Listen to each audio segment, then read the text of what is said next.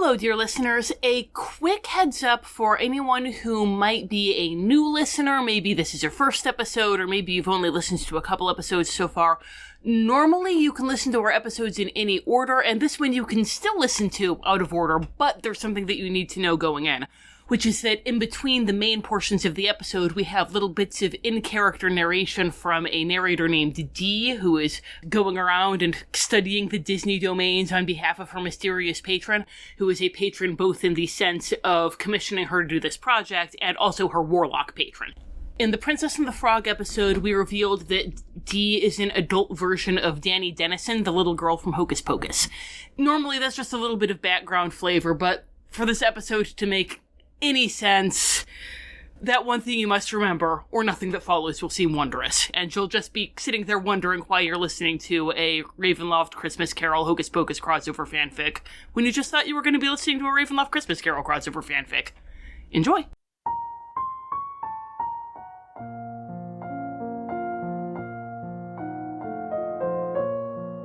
The Wonderful World of Darklords.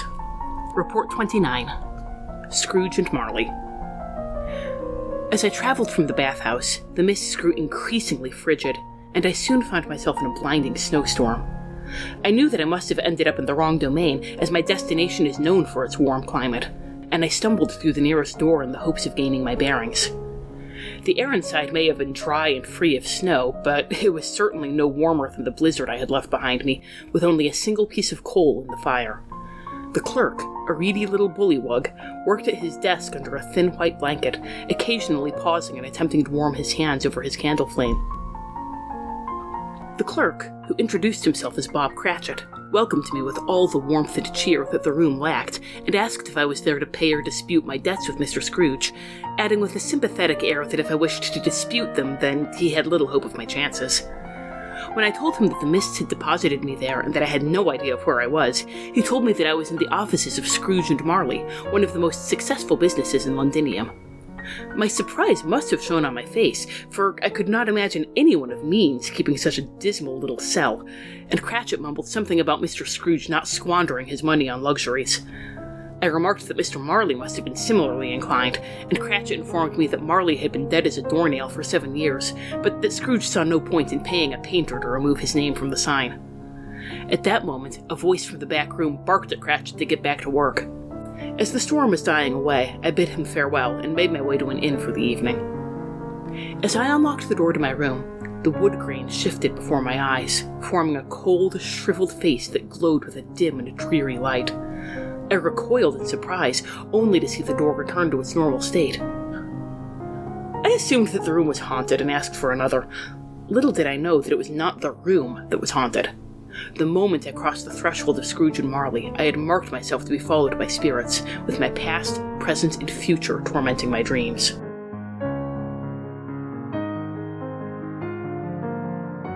Welcome to Wonderful World of Darklords. I'm Tom. I'm Rachel. And we're discussing how to convert Disney movies to Ravenloft Domains of Dread, and Mickey's Twice Upon a Christmas wasn't going to cut it. Along the way, we'll look at the Darklord, the domain itself, and some plot hooks and adaptation ideas to integrate this setting into your own campaign. Today's episode, A Christmas Carol. Yeah! But which version of A Christmas Carol? Because we have a lot of options to draw from as a Disney Ravenloft podcast. Yes, we've got Mickey Mouse, right? doing Mickey's Christmas Carol. If you, like me, were traumatized by Pete going, richest man in the cemetery. Wow. Yeah. I know. I think it's a generational thing, because, I remember that was kind of one of my first things with the Mickey guys as characters. Oh, yeah. There wasn't a lot of stuff, you were aware of them as kind of icons, and I'm like, that's Mickey, that's Donald, that's Goofy. Right. But that was one of the first things we actually kind of saw them, in a story, not just, on a lunchbox or whatever, or a coloring book. Yeah. It's like that and The Prince and the Pauper. They were playing characters, and specifically they were playing characters, from another IP, kind of adapting themselves to that, which is a thing that we are more likely to associate with our other version of Christmas Carol. The greatest. The Muppets Christmas Carol. Which is also owned by Disney, so... Yes, my favorite Christmas Carol, bar none. The best. Yes. The greatest there's been. The greatest of all time. I have a deep, deep affection for the Mickey Christmas Carol. I love that. I love watching it, even though Goofy sounds a little weird. They hadn't quite, nailed the modern voice yet. But The Muppets one is so good. The Muppets one is so good. It's so good. And if we could have Code, and we were like, can we have Marley and Marley Code? No. Michael Caine, also, that moment when he knows his name's going to be on the stone, and he can't bring himself to look. Also, like, so this isn't just one of those that, well, it's a thing that there's a Disney of. Mm-hmm. This is like thinking of a December. You know, we always love when we can have a theme episode. Mm-hmm. We always love when we can be topical. And A Christmas Carol in general. The most wonderful thing about having the Mickey and the Muppets in our context is it lets us do A Christmas Carol. Yeah. That is the most famous Christmas ghost story. Yes. That is like the most culturally dominant sort of horror adjacent Christmas story. And not just like horror adjacent, because there's plenty of Christmas slashers, but even like ravenlofty, gothic, like classic ghost story adjacent Christmas horror story. Like, we're not going to be able to do a Ravenloft domain of Black Christmas. Yes. I guess one could, but it's like not in our not wheelhouse. Really. Oh, okay. Not really. Billy doesn't have any psychology, so okay. He wouldn't work for Darklord. So the only thing I know about Black Christmas is that it came before Halloween and Olivia Hussey's in it. So normally we start with the Darklord, right? We're like Scar, we're like Jafar, we're like Ursula, whatever. Only one of whom we've actually done so far. They're on the list. But this one, we had to start with the story. Yes. Because there's not like an obvious villain, because the villain is the protagonist. Mm-hmm. It's like, you hear Christmas Carol to me and you're like, oh, okay, Scrooge is the Dark Lord, right. Clearly. But we don't just want to give you a bunch of the set dressing. We don't just want to do like, there's Scrooge, there's Bob Cratchit, there's this, he's a mean old miser. Like, we want to give your PCs the Christmas Carol story. Yes. And in order to, that doesn't really work if Scrooge is the Dark Lord. Like, because either, you know, you can't save him if he's the Dark Lord, and that's the whole point of the Christmas Carol story, and boy, wouldn't a Christmas Carol story, like, be terrible if they didn't get the guy to get redeemed at the end. That'd be real bleak, and that wouldn't be, like, evocative. That wouldn't be what we're going for here. So there absolutely is a great domain you could do with Scrooge as the Dark Lord, but that wasn't our take on A Christmas Carol. Yeah, we wanted to do A Christmas Carol, again, reverse engineering it to say, how do we get that Christmas Carol story, that story of salvation and redemption. Right. And we can't save and redeem our Dark Lord. So we need a person that can sort of trigger that Christmas Carol story, but who it's okay that they're not saved and redeemed. So as sort of hinted at in our noodling with the co-Dark Lords, Marley and Marley, Jacob and Robert Marley. Yeah. I was embarrassingly an adult before I got that joke.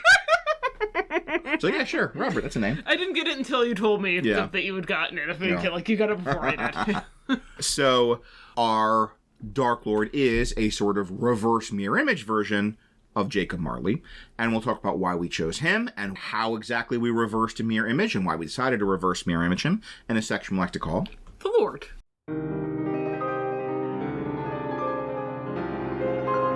The Lord. I eventually learned that the ghost whose face appeared in my door was none other than the 7 years dead businessman, Jacob Marley.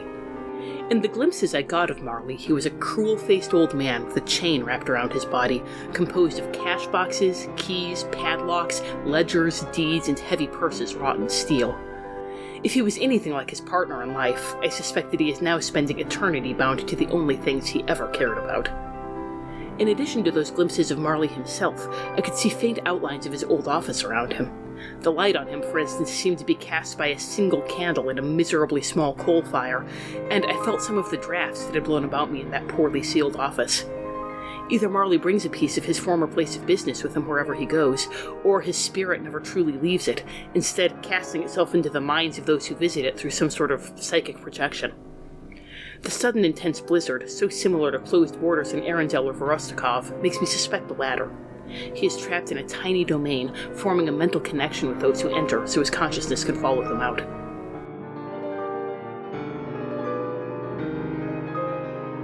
So, Jacob Marley we're going to go through in a minute. He works as the inciting incident because he is sort of the inciting incident of Scrooge's whole journey.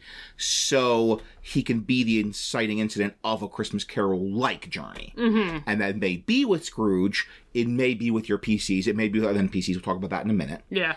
This is when, you know, again, since this whole thing is about building a Christmas Carol-like story, then it's not so much looking at Marley as this sort of like axis mundi that the entire domain revolves around the way that we do with like Scar or Jack Skellington, but it's as the inciting incident who's going to get that story going. Yes. Because like more than anything, more than a location, this domain is a story. Yes. So he's the inciting incident, and the great thing is it doesn't affect the overall potential for redemption if he is like trapped in Darklord hell. If like he's in the eternal Darklord hamster wheel of non-self-discovery, then that's fine. That can still trigger Christmas Carol-like stories. But if you are listening to this, if you are a Muppets fan, if you are someone just who lives in this culture, you probably know who Jacob Marley is, but you might not know who a Darklord is. You might just clicked on this hoping we talk about how great the Muppets is. We did. Yes. And we will. But Rachel, what is a Darklord? Well, a Darklord is an evil being who commits some kind of act of ultimate darkness that causes the dark powers to say, "Why, hello, new friend, we want to play with you forever." And they pluck that evil being up and they place them in a domain which is a special hell tailor-made just for them. There are some really amazing, iconic, psychologically rich Gothic Darklords. There are other Darklords who are super cool, and you know they must have had some kind of psychology and backstory that got them there and some kind of motivation to be doing what they're doing, but you have no idea what the heck it is. So we are going to talk about the 4 qualities that separate the Strahd von Zaroviches from the 2nd edition Nightmare Courts. And the first quality is that act of ultimate darkness. That they did some kind of specific evil thing. They didn't just, I guess, do something vaguely evil that caused them to have nightmare powers that we're never going to find out about. Yeah. And in Strahd's case, it was that he killed his brother because he wanted to get with his brother's fiancée. Our second element is what they call in Van Richten's Guide to Ravenloft the Torment, because we're a Disney podcast, we call it They Got What They Wanted, They Lost What They Had. And in Strahd's case, it's congratulations, your brother's out of the way, you have eternal youth, so you're not too old for Tatiana anymore, but you're too Strahd for Tatiana, and you always will be. Our third element is an element of tragedy and relatability. They're not just evil for the sake of being evil, unlike the Nightmare Court. And in Strahd's case, it's that unrequited love really sucks. And then the fourth element is that the domain reflects the Darklord into their curse in some way. Strahd is the Darklord of spooky Gothic vampire land. He is not the Darklord of impoverished Victorian England. And that reflects, you know, his Darklordness, and then it also reflects his curse of loneliness. It's a boring mud slump. There's no one there to be intellectual equal to him. So even if he did want to get over Tatiana, there's no one there for him to get over Tatiana with. He's going to be bored and lonely forever. So this is, as we said, Marley is not one of those ones like Scar that jumps out and says, "I'm a Darklord, I'm perfect, I fit all 4 of these things." Marley was sort of the best fit. Yes. To get this train started. Like, the best thing to be the first domino to make the story happen. Yeah, like, honestly, in some ways, in a lot of ways, this works just as well, if not better, if Marley is just a ghost coming after your PCs rather than a Darklord. But that's not our mission. That's not our thing. So... We're not Wonderful World of Ghostness. No. So Marley, we have, much like in the story, he is a greedy man. He is really, like, brutally greedy. He's horrible to other people. He evicts orphans and watching them shiver with their frostbitten teddy bears. And he died, and his ghost became bound in these chains he formed in life. That he's in a kind of tormenting afterlife because of his greed and his cruelty. So his spirit is in some way suffering, and his spirit is in some way, like, chained down. And the chains weighing him down are created by his sins, by his brutality, by the poor little orphans with their frostbitten teddy bears. So Marley kind of is our Dark Lord by attrition. He just did a lot of real bad stuff. So yeah, we do not have like a specific, the orphan thing. If you need an origin story, the teddy bears. Frostbitten teddy bears. Pretty bad. The Dark Powers were like, damn. Yeah. And then he laughed about it. Yeah, then he laughed about it. And he went, oh, ho, ho, ho, ho. Ooh. So he is this ghost, but so far so Christmas Carol, right? So Statler and Waldorf, but or Goofy with a weird voice. But instead of trying to do good, trying to sort of take that torment and like spare Scrooge from this, we are imagining, and this even might be like the Dark Lord flip, he's a corrupter. Like he somehow believes, for reasons we'll talk about, that if he can sort of inspire others to damnation, if he can inspire others to greed, to selfishness, to cruelty, he can transfer some of his chains to them. And you can even say, because we're going to talk later on the episode about doing this with a character other than Scrooge, if you want to do that, then you can maybe say his act of ultimate darkness was he did this to Scrooge. That way, you know. We're not doing that because kind of our default story is Scrooge, but that works really well with his act of ultimate darkness. And honestly, that's the one that is the best, like, Ravenloft fit. Yeah. That is the one that, like, if we had to do this as a write-up with a specific act of ultimate darkness, that's the logical one. Yeah. That he did a reverse Christmas Carol on Scrooge. Yeah. So, he normally just exists as a ghost, kind of in the border ethereal, and he's doing sort of the subtle, psychic, mood influencing, you know, making people angrier, making people colder, making people greedier, more selfish or more self-centered, just sort of like radiating out psychic malice around the vicinity of Scrooge and Marley, like around the vicinity of the counting house where his spirit is bound to. And then on the Yuletide, which is also when he died, so you have that like double sort of ghosty powers of it's the anniversary of the death, but also it's sort of this general time of mystical significance. Liminal. Winter solstice, like the walls between the worlds are thinning. He can be more direct. He can like appear to people as a door knocker going, or he can reach more directly in the mortal world and try these more direct methods to try and damn people and to try and transfer some of his chains to others. So that was all the, you know, act of ultimate darkness and kind of leading in his general shtick. Then we have the torment. He got what he wanted, he lost what he had. He's got all his money for all eternity. That's sort of the irony of the money boxes and safes chained to them. So great. Dragging behind them. He bears the weight of the sins. And the only thing he can do to try and relieve this pain temporarily is to hurt others, is to do what was done to him. But then it always comes back, because we're imagining that when that person does die, does become a chained ghost, like the chains come back to him more. Yeah. We're imagining he is correct. Like, while the person is still alive, then he loses the weight of some of those chains. Like, when they say, yes, you know what, I'm going to keep being awful, I'm going to keep Scrooging around Scroogely. You could gift wrap the eviction notices, because it's Christmas Day. Then he loses the weight of some of those chains. But then when Scrooge dies, he's going to have his chains and Scrooge's chains added onto him. Like, he gets that temporary relief during their life.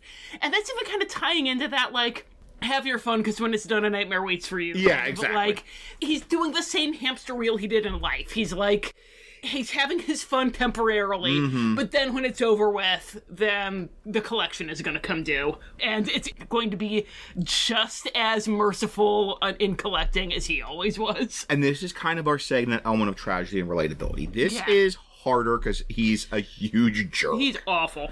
And, like, we get what a terrible person he was, and honestly, you know, there's more tragedy relatability to your, like, canon Christmas Carol version, because they're like, oh my gosh, I see now all the mistakes I made. I regret all the terrible things I did. Like, we can all feel that.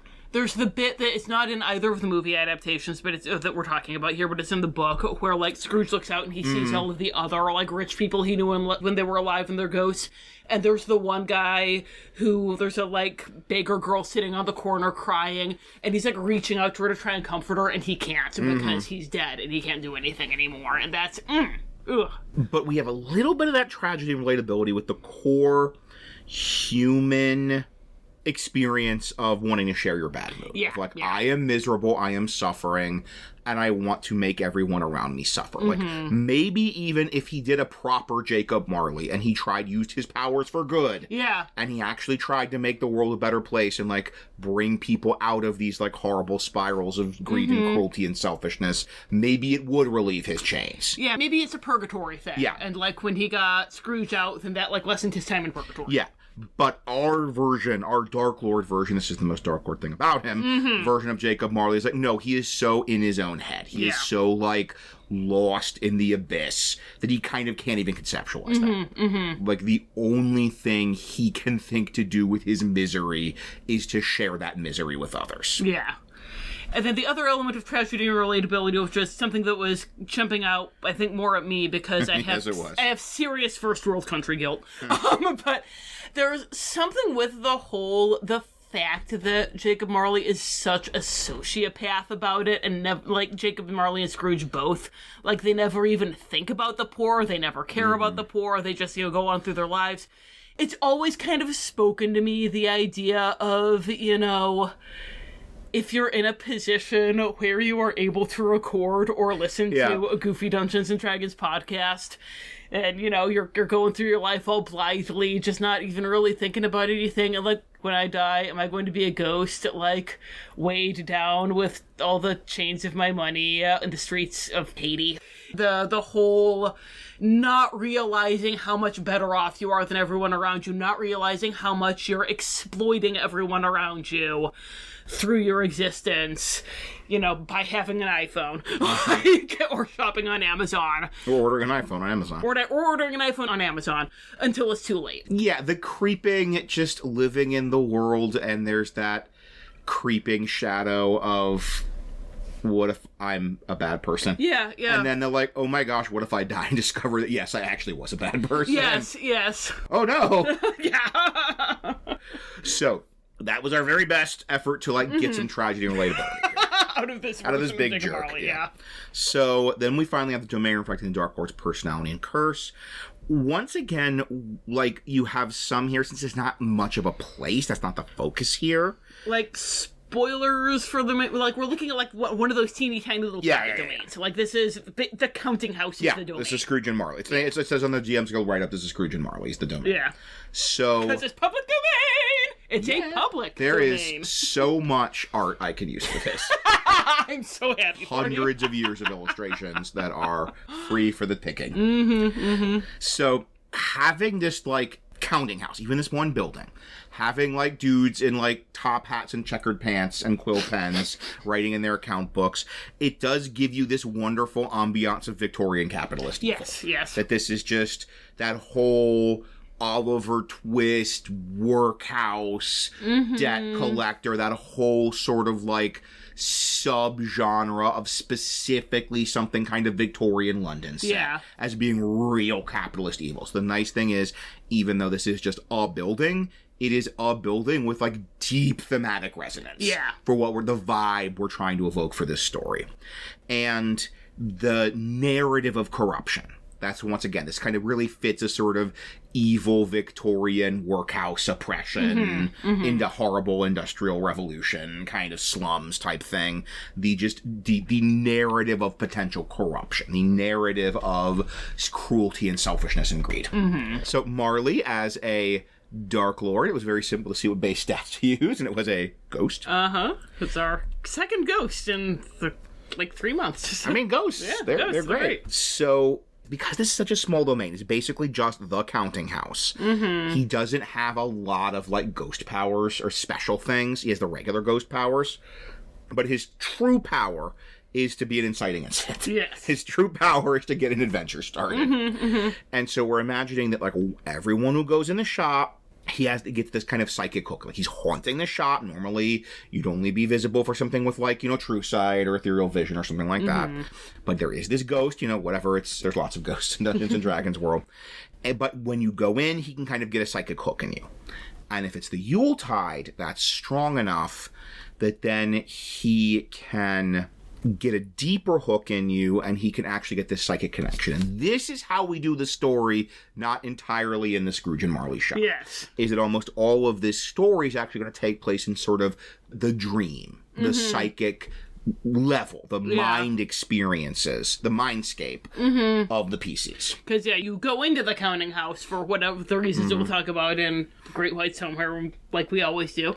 And then you leave and you keep having your adventures in, like, Barovia or Damonlu or wherever. But then when you go to sleep, you get a fun Christmas Carol line. Yep, then a ghost appears to you. Maybe more ghosts. Or you could even have, waking. He's in your head, so he can give you these, like, waking things of, like, you go to the inn and there's a door knocker and it goes, Scrooge! Or whatever your PC's name is. Hopefully it has an ooh in it. I assume your PC's name is Scrooge. Yes. You're playing a DuckTales RPG. I mean, that's all you got. That's all you need to trigger this adventure. And also, of course, they're closing the borders. And it's not even like, why do you not leave? Because it's fine if you leave. It's sort of just to get you there. Yeah. So if you're in the sort of streets around, we're imagining that, like, yes, the fog and the snow becomes so thick that it sort of drives you into the shop. That if you're in the streets around the Moneylender shop, even if you just kind of pop in for a minute to, like, warm up and wait out the storm. That's all he needs. That's all you need. You cross the threshold, he's got his hook in you. And it might even be something like, as you leave, you can kind of feel the weight of change. That could be really cool. Yeah.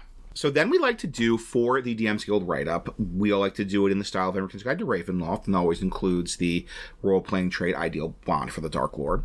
And we like to do quotes, because that's what they do in Everton's Guide to Ravenloft. This is tricky, because Marley doesn't have that much dialogue, and it's not evil, corruptor. Like, where his dialogue is pointed in the opposite direction. Yes. So we might be mixing in a little Scrooge dialogue as well, since we're kind of sort of mixing the personalities of the two. Yeah, we're going to start with Marley, but if we have to bring in Scrooge, then we will. And also, I believe you mentioned that you would find some Marley and Marley quotes, because they're much more cartoonishly evil than Marley, with their frostbitten teddy bears. Ooh. Okay, Please tell me that his trait, ideal bond, or flaw will be leave comedy to the bears, Ebenezer. You will be haunted by 3 spirits. Without these visits, you cannot hope to avoid the path I tread. Maybe something you'll be haunted by 3 spirits, just because it's we're still doing that. Yeah. Look, it's Ebenezer Scrooge, looking older and more wicked than ever. I knew he wouldn't disappoint us. We're Marley and Marley, avarice and greed. Took advantage of the poor, just ignored the needy. We specialized in causing pain, spreading fear and doubt. And if you could not pay the rent, we simply threw you out. Ooh, I like that. That's definitely promising. So, changing the we to I. And making it singular, a couple of these quotes. We're Marley and Marley, our hearts were painted black. We should have known our evil deeds would put us both in shackles. Captive bound, we're double ironed, exhausted by the weight. We can't do these. Freedom comes from giving love, so prison comes from hate. Then maybe we could, because he's in prison, Yeah, that could be, either of those, I think, or both of those, are a real solid contender for something. Yes, definitely. I wear the chains I forge in life, replied the ghost. This is just the one. Right. I made it link by link and yard by yard. I girded it of my own free will, and my own free will I wore it. Is the pattern strange to you? Ooh. It's like, there's a lot of good stuff. Yeah. Is required of every man, the ghost returned. The spirit within him should walk abroad among his fellow men. Yeah? Go back up. Ooh. If we change kind of the tone in which because you could say, I made it link by link and yard by yard, I girded it on my own free will, and of my own free will I wore it.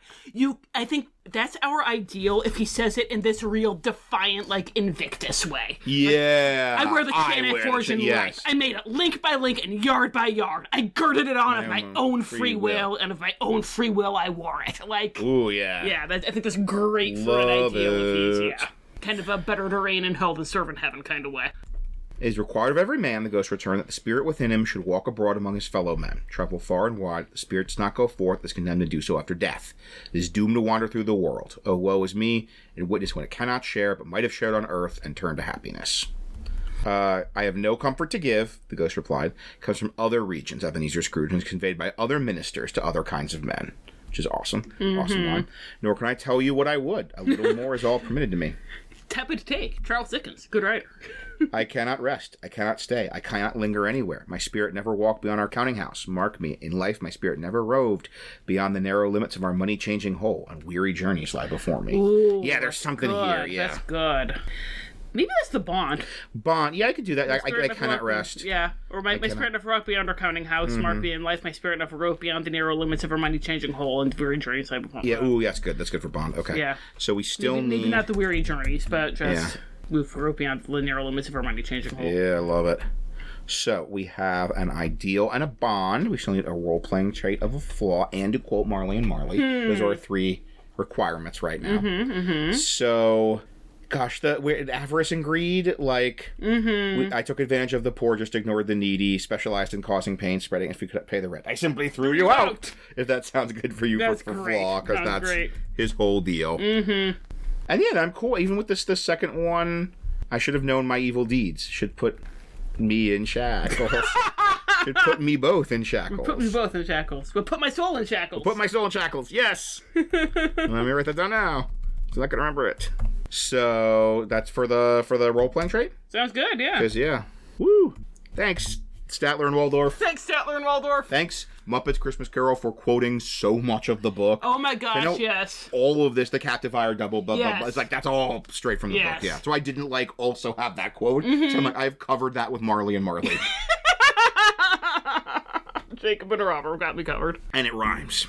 Man, since we've got Marley and Marley, and that means we're officially doing the Disney version. So, yes, we are. So, we do not have super much to say about this sort of ghost jerk, Jacob Marley, who is our Dark Lord. Because, as we were saying, it is more that he is there to make the plot happen, to trigger a Christmas Carol type story. And as we mentioned, there's sort of the domain as the domain, the physical space, and there's also the sort of dream space the adventure is in, which we'll talk more about in a section we like to call The Land.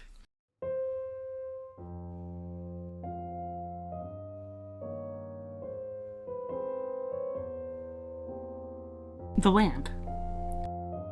Although Marley's spirit is trapped in a dismal counting house, he was able to send some part of his mind out to my own, first by showing me that strange vision of his face, then by entering my dreams.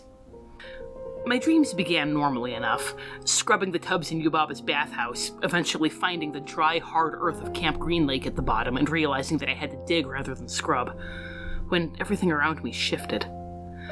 I found myself in a graveyard with Winifred Sanderson holding my brother on her broom and preparing to drain his life. Regrettably, this was not an unusual turn for my dreams to take. What was unusual was that I was not seeing it as a frightened child watching helplessly from below. I was my adult self, and I could see my younger self looking on in impotent terror. This was the first time I glimpsed Marley watching from one of the graves, his expression one of cold greed. Somehow the black flame candle was there as well, and it was whispering to me, mocking me for my weakness. In an ordinary dream, I would likely have been a passive observer, bodiless, unable to act, scarcely aware of myself. In this one, however, it was as though my present self had been sent back in time to watch the scene unfold. The only bit of dream logic that remained in the scene, which I did not recognize until much later, was that I found nothing unusual in these occasional sightings of Marley and the candle. I like to believe that under normal circumstances I would have confronted Marley's spirit as the obvious source of my troubles, but in the dream his presence was as unremarkable as that of the grass and the sky. I tried to shout for my brother to pull Winifred to the ground as he had in reality, sure that the dream would end in some horrific way, as my nightmares often do. But the voice from the black flame candle snickered at my fear. "These are but shadows of the things that have been," it jeered. "They have no consciousness of you." I would not be helpless again. Even with the candle's assurance that this was a dream, a shadow, I assumed my form of dread and unleashed an eldritch blast on the witch who had plagued my nightmares ever since that fateful night so many years ago. It crackled from my hands, resembling nothing so much as green lightning. To my surprise, she tumbled from her broom immediately, but my elation turned to horror when I saw that I had hit my brother as well. My past self ran to his side, sobbing, but he was dead. This, I would learn, was the true domain in which Marley wielded his influence, visiting his victims with 3 dreams, to an end I would only discover later.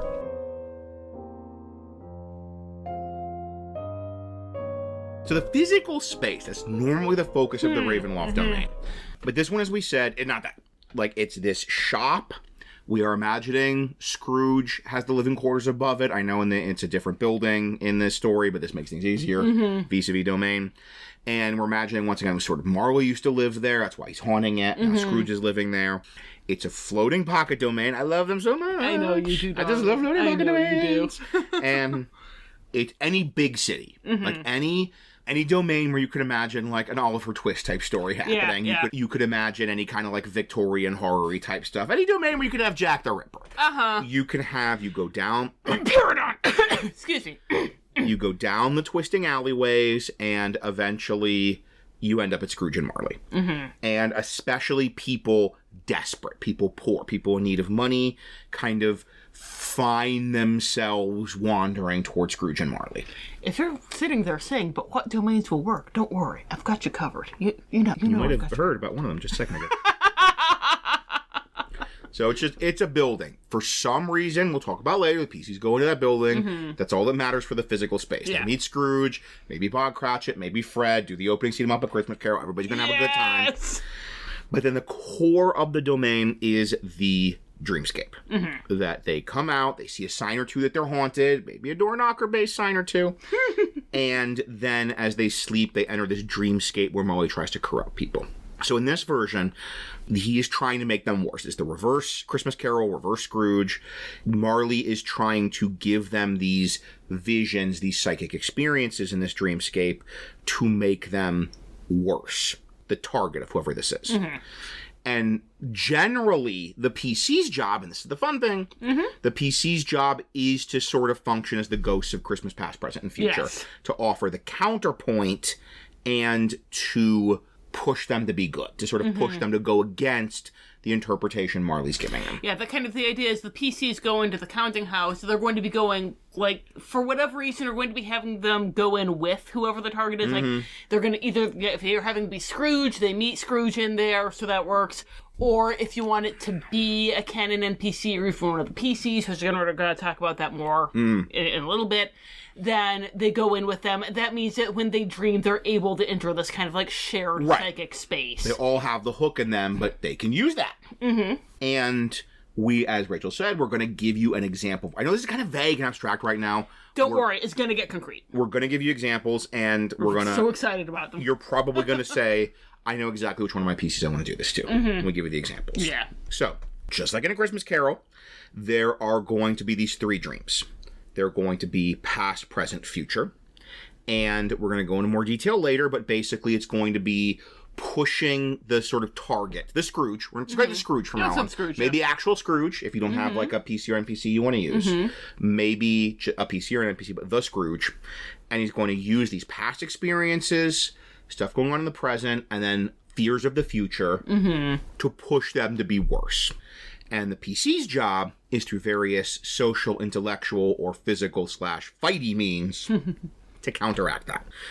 I'm saying a lot of the idea of the PCs functioning as the ghosts, the thing that I think is like the crack, like the breakthrough, like the eureka you need to do a Christmas Carol adventure. Like that's what you need. You need to have the PCs being the ghosts. We're borrowing, I'm making air quotes with my hands, that from a adventure, confusingly enough, called A Christmas Carol. It was taking Christmas Carol, it was adapting it to 5e. We will put the link in the show notes. Verge Games. They've done 2 adventures I'm aware of. I've bought them both. They're both amazing. And this one is like my go-to Christmas Carol adventure. Yeah. And it is still commercially available. And they even have STLs and minis of like Scrooge and the ghosts and the stuff like that. Yeah. I have played the first half of it, but it was with our kids and they were very young at the time, so they lost interest and we never finished. But the first half was great. Yes. So, and yeah, this was basically this idea kind of came from a combination of that and, of all things, the second season Christmas episode of Arrow. Yes! Oh, man.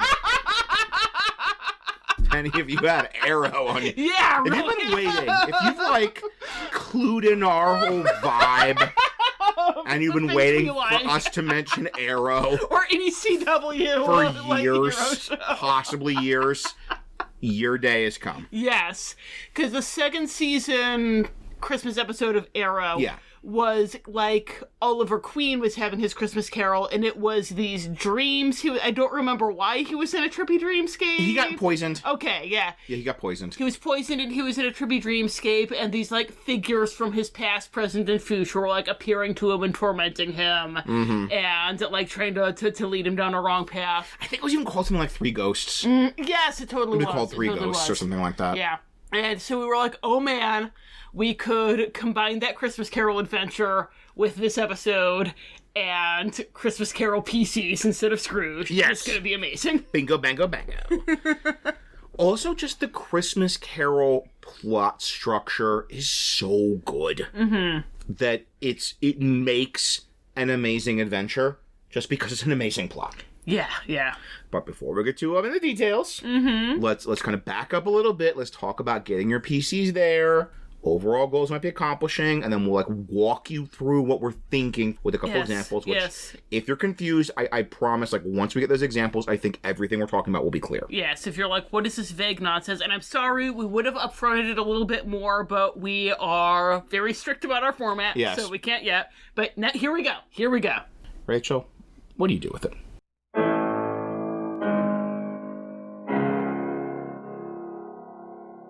Dread possibilities. After tormenting me with visions of my past, the dreams shifted to what seemed to be the present, or near enough to it.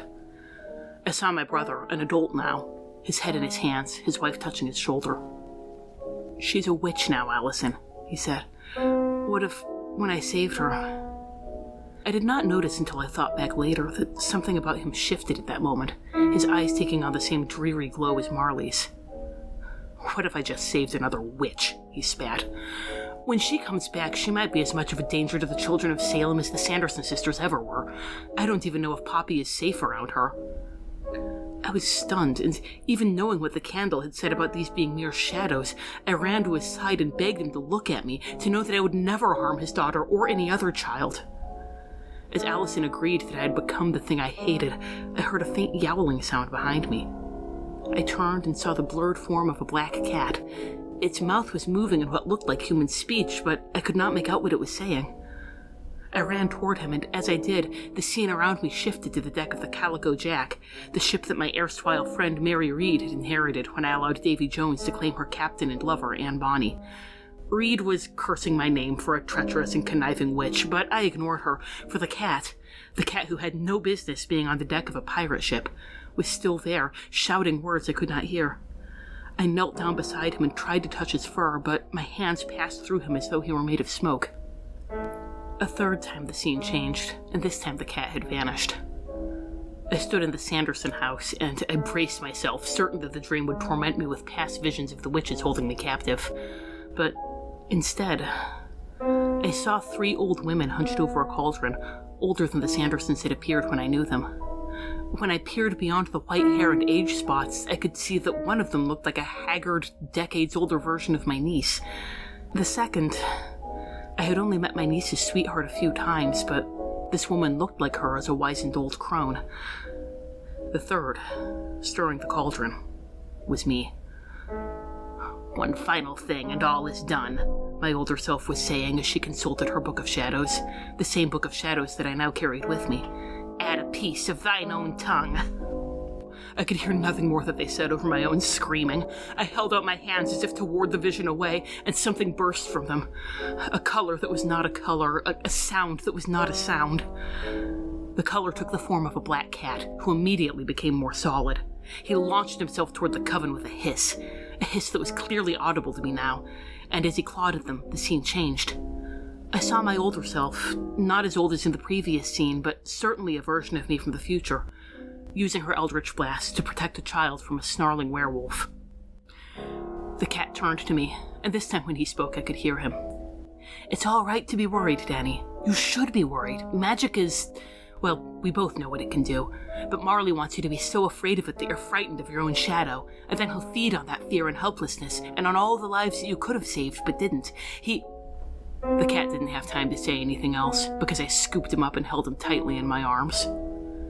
Through my tears, I said, "It's good to see you, jerkface."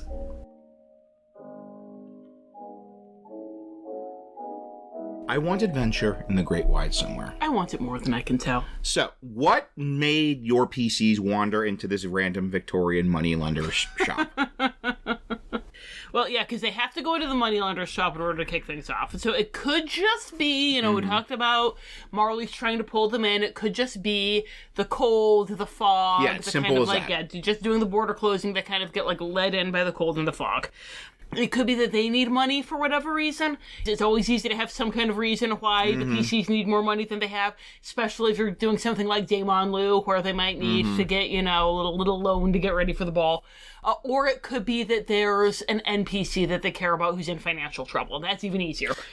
Either they follow that NPC to Scrooge and Marley's counting house, or this NPC mentions they're really in hock to Scrooge, and could you please talk to him for me? It's real rough. That's even, I think, especially a good choice if you have an NPC you kind of want to be the Scrooge in this story.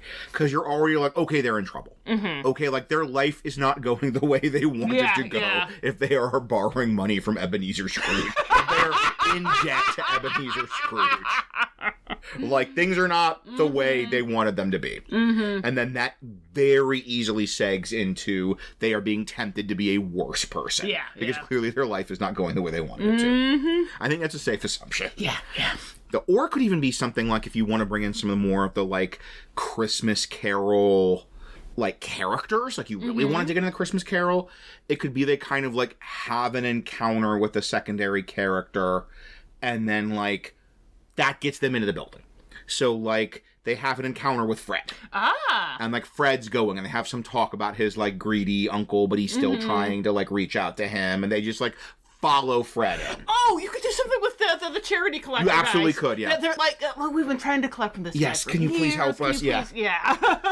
We don't want to do this. Could you please go? And especially once again, if you had an NPC that already fit that bill, who you could imagine does sort of Christmas charity collection. Yeah. If they're look, you're so persuasive, you're so good at this. Could you go ask this guy for money? And then you got him. Yes. They go in, they ask for money. Scrooge says no. They says, oh, there are no workhouses.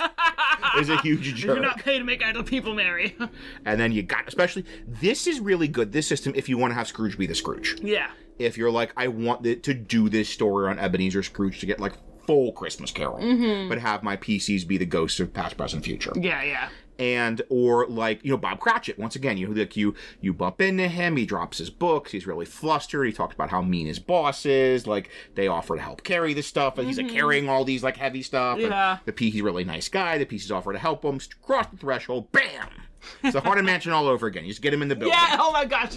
You get him in the building. Mansion, you get him in the building, you've got the ghost for story Dark Lord. happens, This is Haunted Mansion all over again. Trying to psychologically mess with you. Yeah. So, then, at some point they sleep, or trance, or whatever, and then you have this dreamscape, this 3-stage dreamscape on Christmas Eve. So the first thing to think about is, as you're planning this, is what is the corruption? What is the corruption Marley is trying to do? What is sort of the worst version of the Scrooge that Marley's trying to bring out? And once you have that in mind, everything comes out of that. And so if you have been waiting this whole time going, oh my, when are they going to give a specific example? Yes, I am so lost. Oh my gosh, I am back in an undergrad philosophy class reading, who was it, Heidegger? Searle. Searle, okay. Where you and our friend who are also taking Philosophy 101 ran into the hallway, jumping up and down and hugging each other. When he gave an example. He used an example. Yes. We are finally going to do this for you. So we're actually going to do a couple. Yes. Because we're going to say, one, using Scrooge. I want the full Christmas Carol, we're using Scrooge. 2, if you want to have an established NPC. And for that, we're going to use an established NPC that you're probably familiar with listening to. We're going to use this sort of Curse of Strahd 5e version of Rudolph Van Richten. One of the most established NPCs. Yes, one of the NPCs, especially of Ravenloft. Yes. But a guy that has shown up in the art of many, many, many Dungeons and Dragons books, including, I think he shows up in the new PHP. Yeah. At least once or twice. He's on the cover of Van Richten's Guide to Ravenloft, and his name is in Van Richten's Guide to Ravenloft. Yes. And then, what if, I think this is the most fun version, but what if you're I want to have a PC be the Scrooge? We're going to we had 2 ideas, and we're going to why not both them. Yeah, because this came from We were talking about how do we have a PC be the Scrooge? Like, how do we do an example with a PC? Because everyone's PCs are different.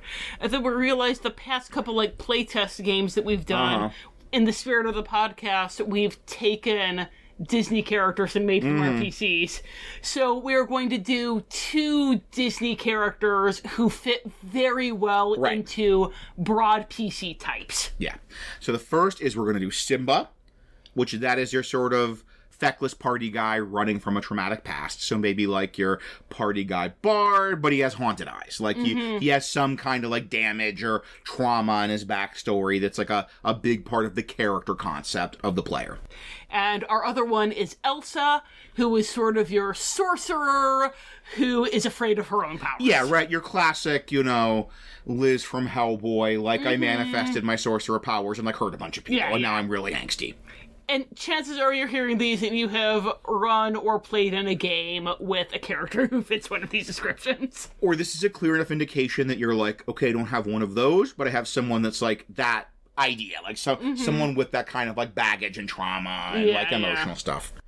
So for each of these, as we said, we're going to be planning these specific examples of what they're seeing from the corruption, the darkness, the evil that Marley's trying to bring out.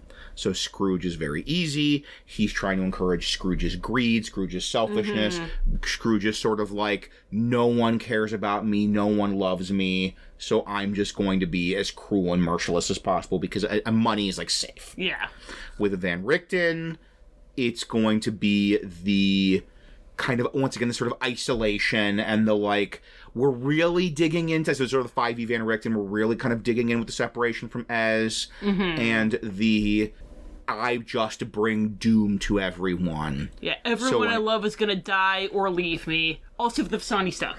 Yes. Because I get a lot of groups, the players are really going to want to do something about Van Richten's racism. And this could be a good way to do that. Give them a 3 ghosts. Yeah. And so then with Simba, of course, it's the past hurts too much. I need to just keep partying. I need to just keep having fun.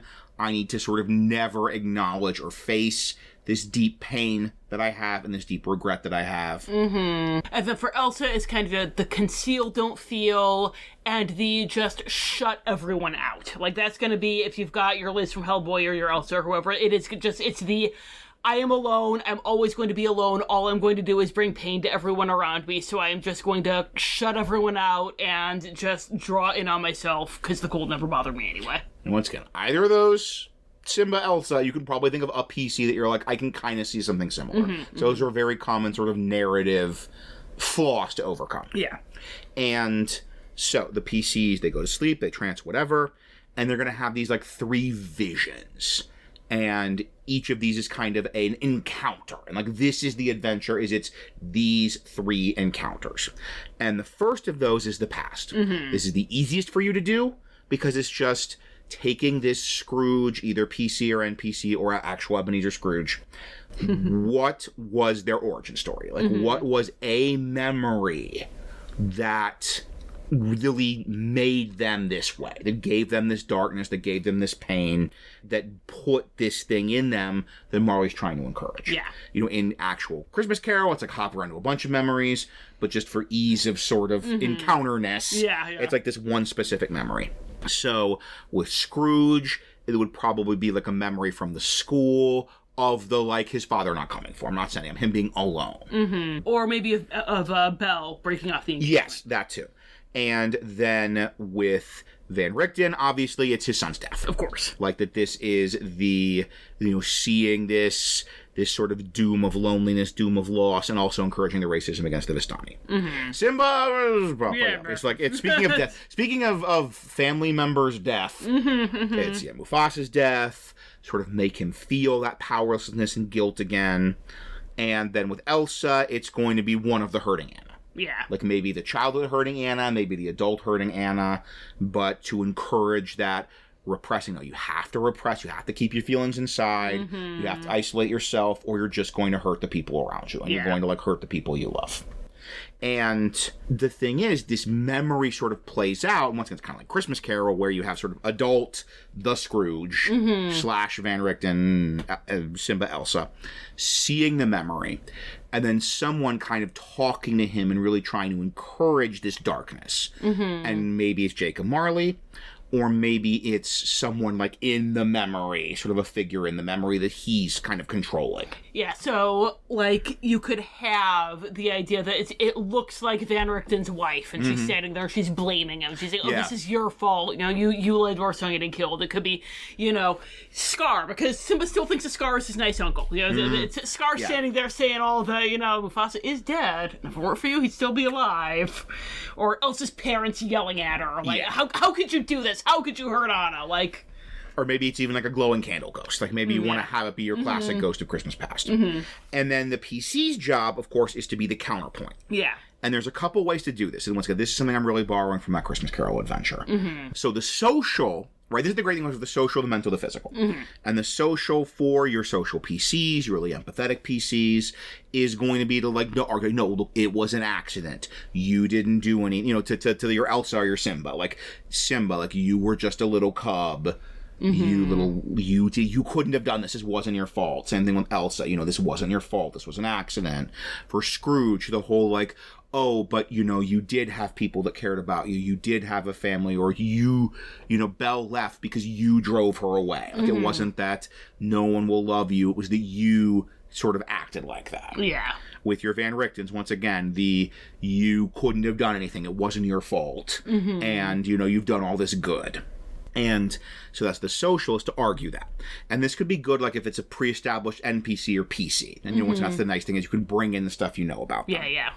Mental is, your job is to sort of find the clues that Marley's ignoring. Yeah. To sort of, you know, either use your pre-existing knowledge, or to notice things are wrong, and notice, like, wow, Scar's acting really suspicious. Yeah, he's like, being, wait, what'd you say he did again after you? Like, what about a elephant's graveyard? Like, yeah. Or, you know, hey, Belle, or even that the whole, why did, like, the push, why did Belle leave you? Like, well, she left because you drove her away. Or maybe, you know, if you're having these spirits who look like, you know, the people they love, acting the role of the Ghost of Christmas Past, doing the, like, Elsa, you've told us about your parents. I don't think they would ever say that. Like, or like, you told us this story, they weren't there. Or even, like, you can get the little clues of, like, the people passive perception, and be like, oh, you notice that they look weird, they shimmer, their eyes glow. Like, they're classic, like, tell that this is fake. Like, they sort of, you know, you ask, you know, Scar a question, and he sort of, like, shimmers and shifts and ignores it. And like, wait, this isn't real! Kind of thing. And then physical, the great thing is you can make this a combat. Yes. You can bring combat into any of these. The idea that Marley has his spirit minions. The heart of the story is social, is the sort of the persuasion of the Scrooge. But you can bring combat into that with, like, you have your charismatic player, your bard, whatever, talking to Scrooge. But then you could have some of Marley's minions trying to attack them. Yeah. So maybe, like, your bard trying to say, like, hey, Simba, you were just a kid. This wasn't your fault. Scar's very suspicious. He's voiced by Jeremy Irons. When is he ever his name is a description of his thing on his face. And a bunch of the wildebeest start trying to attack that bar. So then that's the, like, okay, cool, roll initiative, and then your more fighty PCs can be like, oh, we'll run interference. We will keep the wildebeest away so that the talky PCs can persuade the Scrooge to not give into this darkness. And even if you have a party that's, like, pure murder hobo, then you could even have the, like, spirit that's talking to Scrooge. They could just go and fight that spirit. Like, if they solve every problem with combat, that's okay. They fight Scar, right? Yeah, they fight Scar. Like, this guy's a jerk. Let's jump him. Roll initiative. I'll show you whose fault it is. So the second vision is going to be, of course, the Ghost of Christmas Present. The great thing is, it doesn't have to be like this literal present. Right. Because in Christmas Carol, it's not like that night. It's like sort of 2 a.m. 2 a.m. Yes, sleeping. look at all what's How happening. is this going to affect you? It like he shows him the whole next Christmas day throughout the day. So like it's technically the future, but Dickens here just sort of means like the right now. So we can use this to expand the field of this kind of second vision the PCs would experience of this sort of Scrooge character, the Ghost of Christmas Present vision. Yeah, so instead of being like, this is what's happening at this very moment, then it can be like, if you had something in the very recent past, then you can bring that up. Or if you want this to be an opportunity to kind of like do a cutscene where the PC see something that's going on right now, that could be cool too. And then, the big thing is that this is going to be just like with past, right. or using a memory that would encourage the vice. This is going to be something going on in the present / in the recent past that's going to be encouraging that vice. Or it could be something like legitimately doing that, or it could be the classic taking things out of context. Like Marley goes and shows them the beginning of the conversation and then pulls them out. Right. Classic sitcom shenanigans. Where would TV shows be if we didn't have the, oh, they're weak, they're useless, I can't stand them. That's what everyone expects me to say. But really, I love them. That's how people talk.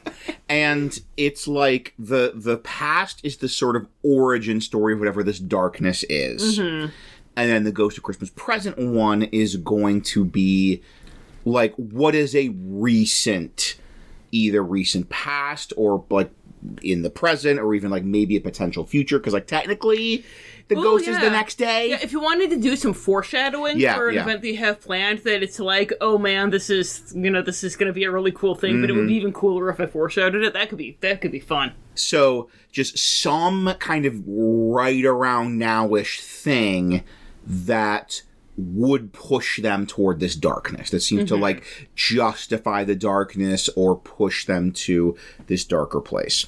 And the nice thing is, it can be kind of like with the past, it doesn't need to be the literal presentation. Like Rachel gave the example of the Marley shows part of the conversation, but not the whole thing, or it could even be like an altered version of what happened. And that could be good for the PCs to like, wait, this isn't what happened. We were there. So let's go through our examples. Yes. So for Scrooge, kind of the big one we're looking at for here, because in the actual story, the one that's kind of the most affecting him is Tiny Tim. But Marley wants to keep him away from Tiny Tim at all costs. That's the opposite of what he wants. So here would be more doing the Fred's party, they're playing 20 questions, and the answer is Scrooge. Look, they all hate you, you're alone, it sure is a good thing you didn't go to this party. And the PCs could, take this to say, like, hey, he invited you. Yeah. He's feeling hurt that you didn't come. Maybe work in some hints that, like, Fred is feeling really hurt. Or like, he does the thing, and then, like, the party guests start, like, piling on, making fun, and Fred's like, no, gosh, I'm sorry, I shouldn't have done that. Yeah. Or, like, this is the false thing could be Fred does, like, a little mockery of him. The idea is they just, like, spend an hour slacking Scrooge. Like, wait a minute. Like, and once again, you have the tells of, like, the shimmery eyes or the weird faces or some kind of tell for your PCs that this isn't real, that this is a manipulated story. Yeah. And that even could lend itself to a good fight if it's, once again, the Scrooge is like, maybe I should change my ways, and the guests make a circle around him and start laughing and throwing rocks at him. And then that's a fight right there. They have to fight the party guests, who are not, in fact, actual party guests, authentic representations of what's going to happen. They can make fun of him for being bald and having a shiny pate, and then the druid wild shapes into a bear and eats them. Merry Christmas from Elisha. So with our other example, we have a Van Richten. Probably a good one here would be Ez leaving. Like, if you were running, like, Curse of Strahd, you might have a more recent Van Richten thing you could pull from. But just kind of going by the canon Van Richten story, it would be the split with Ez. And so this is really, like, encouraging that everyone you care about is going to die or betray you. And once again, it could be the PCs, like, do the counter argument of, like, no, you drove her away, you parted on good terms, she's still fighting the good fight, and even do the exaggeration thing of maybe like, wow, Ez is just sort of screaming at you. Yeah, she's just being a horrible... And throwing rocks at you. She's being a horrible person saying, I hate you because I'm a stupid Vistani. Yeah, exactly. And like, wait a minute, I don't think that's what happened. And then you get a fight with Ez, and that's fun. With like glowy-eyed, fake Ez. Christmas ghost Ez. Yeah. If you're doing old Van Richten, if you're not bringing in the new canon stuff, actually a really great place to set this would be right between the events of Van Richten's Guide to Fiends and Bleak House, because in the in-text narration of Van Richten's Guide to Fiends, Van Richten suffered this absolutely crushing, pointless defeat. Like, a bunch of his friends had died, including a woman he was starting to fall in love with, and it accomplished absolutely nothing. I love you so much. This is not in the script outline. No, it's this not. This is just Rachel, like, extemporaneous Ravenloft. But see, you do that. No, absolutely. Fiends, and then that's going to be setting off of Van Richten's Guide to the Vistani, where he has reconciliation with the Vistani because he went in. Right, exactly. It's perfect. It's like they wrote it for us.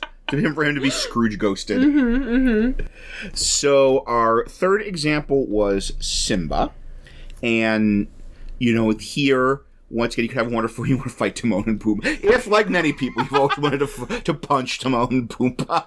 If you saw Lion King 1.5 and were like, oh, just die. Yeah, this is your chance. That they're sort of the voice of...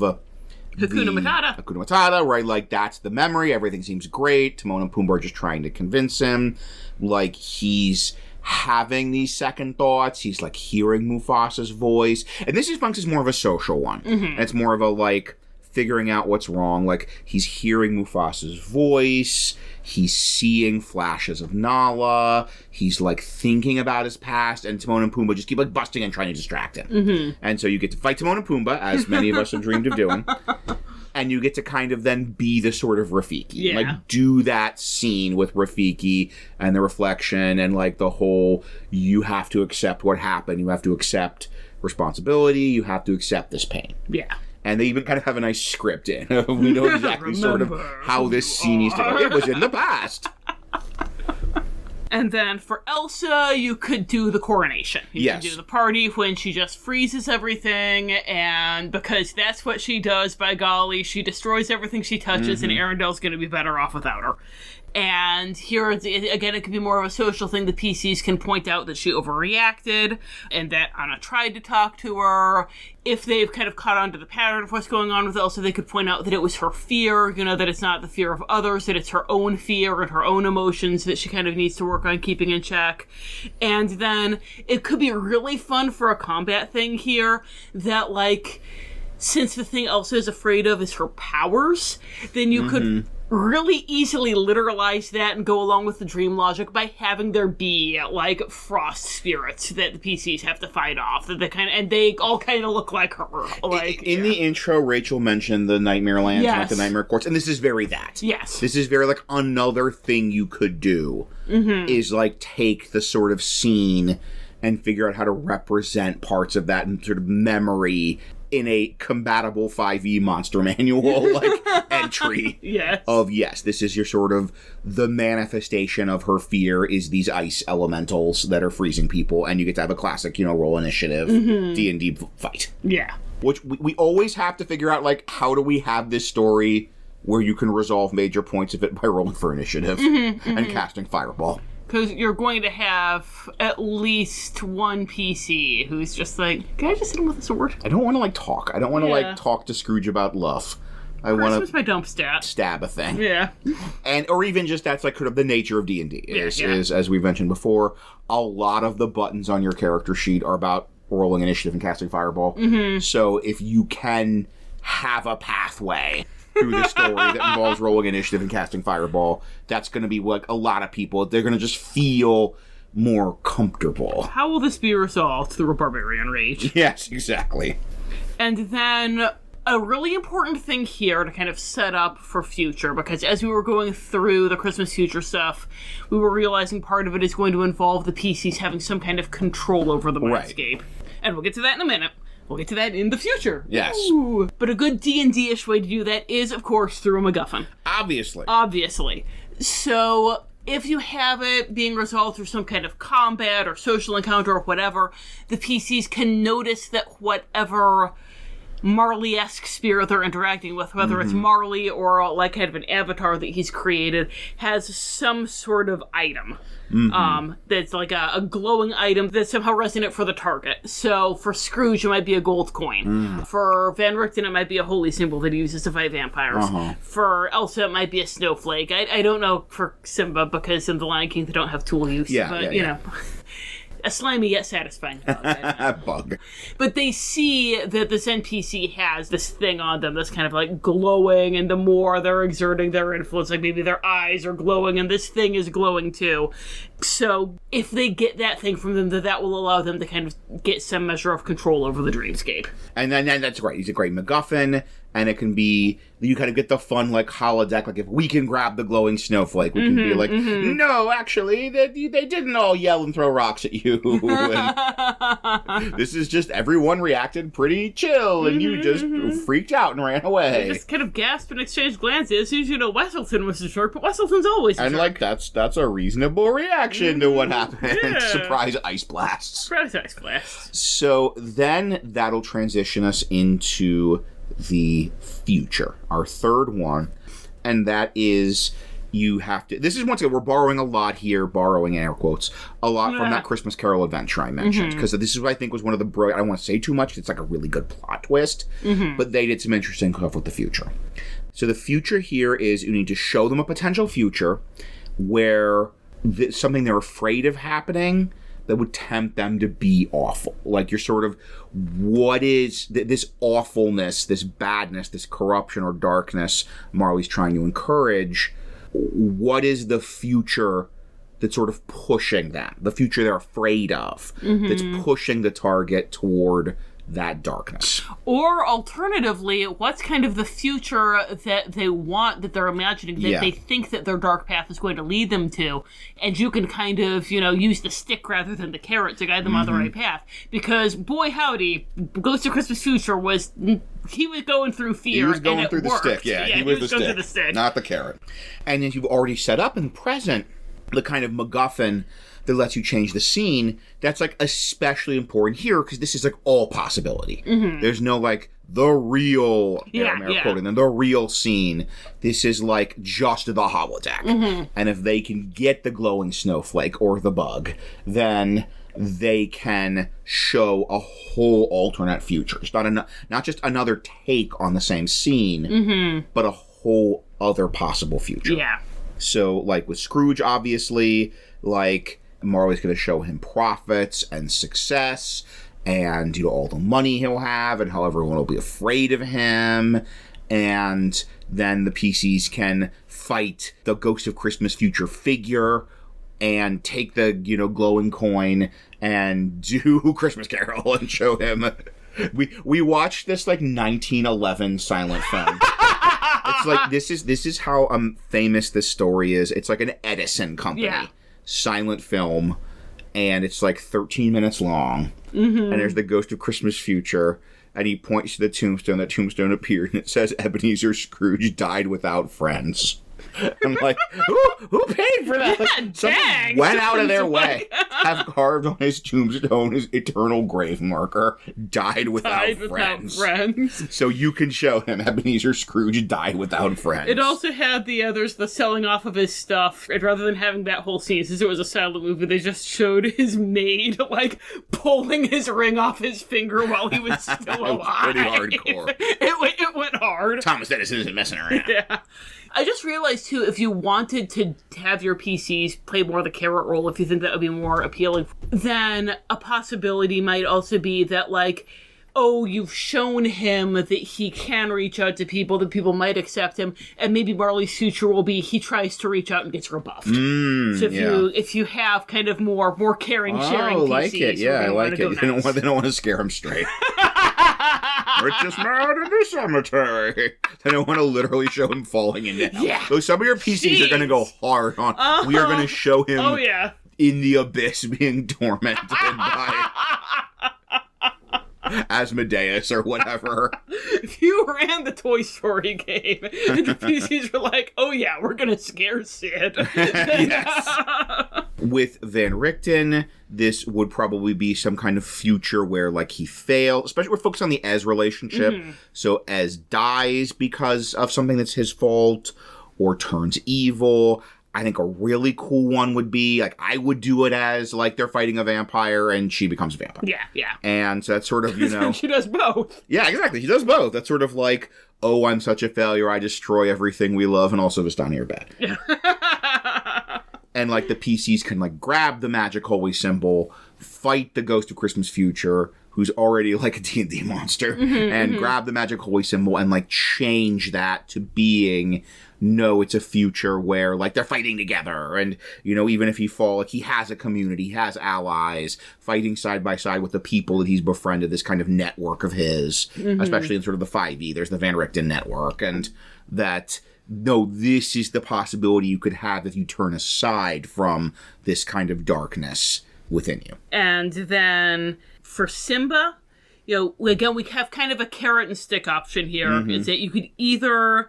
have it be that Marley is trying to kind of lull him into this false sense of security, like we were talking about with Scrooge, where it's just showing him happy in the jungle, Hakuna Matataing with Timon and Pumbaa, it's the best thing ever, and it's the PC's job to be showing him the Pride Lands, be showing him how awesome things are, like maybe even like he's, you know, partying with Timon and Pumbaa, but he keeps hearing the sound of his mother crying in the distance. And they have to, you know, follow the sound of his mother crying, and then they go and they fight the hyenas and save the day. Or if you wanted to do kind of more the version of the Marley saying, oh, they're all going to abandon you, then it could be something where, you know, Simba goes back to the Pride Lands and they turn him away. And it is just the worst case scenario. It's basically like cutting off it. And now everyone knows why! And credits. Roll credits. Directed by... And in that case, you know, again, it's the showing him that, no, there's hope. There, you know, you were a child. Like, even if they don't know that Scar's the one who actually did, then I feel like if anyone heard the explanation of what happened in the gorge. Like, Scar's king. That's crazy. Yeah, that's so crazy. Wow. So crazy. Yeah. Or even just without any shenanigans going on, it's like, wait, you mean you were hanging out in the gorge and a stampede happened? Yeah, right. Like, oh no, she monster. You're not going to be arrested for homicide. It's not a crime. Yeah. And then with Elsa, you know, once again, kind of the end movie roll. Yeah. Freezes. Anna freezes. Anna freezes. Directed by... Let it go. Let it go. Pop recording. And, you know, the PCs, they show her hope and love. They show her that she can heal Anna. They show her that, like, hey, this stuff really only happens when you're letting yourself be controlled by these strong and frightening emotions. So maybe go to therapy. Maybe let it go. And then this is something, Rich, I had to pause a second ago because I was typing something. And I realized this is something we need to have. It's live, baby. This is my turn to, like, spring a non-script surprise on you. And we need to talk about, before we, like, switch gears to alternative stuff, we need to talk about how this is going to resolve in terms of success or failure. So, like, this is all live. What we're talking about, like, having fights, making persuasion, noticing details out of place. Ideally, your PCs will roll well and have, like, a wonderful sort of Ghost of Christmas Past, Present, Future kind of deal. But what if they don't? Like, what if this is the darkest session we've ever run? Yeah, utter failure. Utter failures as Christmas ghosts. Like, and you need to write an adventure. You need to say, like, okay, but what if they fail to roll? Like, what happens in the story? And there's a couple things I'm thinking of. And one is the nice thing here, we have 3. So that makes it a nice sort of, like, best 2 out of 3 kind of deal. And, like, the great thing is... that might be enough. Like, you know, Scrooge is basically saved by the Ghost of Christmas Present. Yeah. Like, he's like, you could be done there, but like, no, it's really lock it in. Let's really seal the deal. The Ghost of Christmas Future. So if they get, you could roll even. It has to be all 3. We need to do a full Scrooge. I would probably, if I were running this, if they get 2. Yeah. If they get 2, then he's safe. When the target, the Scrooge, wakes up, they choose to be a better person. Mm-hmm. And the nice thing is, since this is an internal change, it's like, it doesn't, like, ruin the game if they're, like, still a jerk. Yeah. It'd be really dark and, like, kind of a letdown for your PCs, I'm not gonna lie. Mm-hmm. But if they just utterly failed at everything, it's like, nope, Scrooge is still a greedy miser. Yeah. And, like, the game can still move forward. The campaign can still happen. Man, if this were a Fennerton and you feel this, like, this is Fennerton's villain origin story. Yeah, exactly. Like, yeah. And that can be your sort of dark villain origin story, or even just dark, like, no, this person is doomed. This person has, like, because in the end, it is sort of the choice the NPC makes, or the PC. The choice to be their worst self. I think if it were a PC... for a PC, yeah. I think that the way to do it mechanically would be to have them pick a long-term madness that kind That's of reflected. Good. That's nice, yeah. Yeah.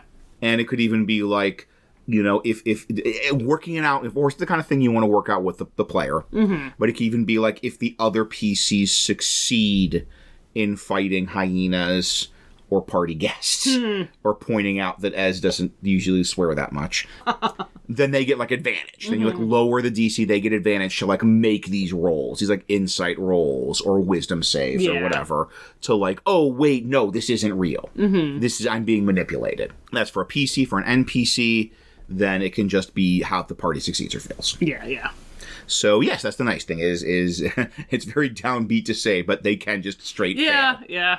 There's no stakes if they're going to win automatically. Yep, exactly. And the nice thing is you do have a nice, like, 2 out of 3 structure. Yeah.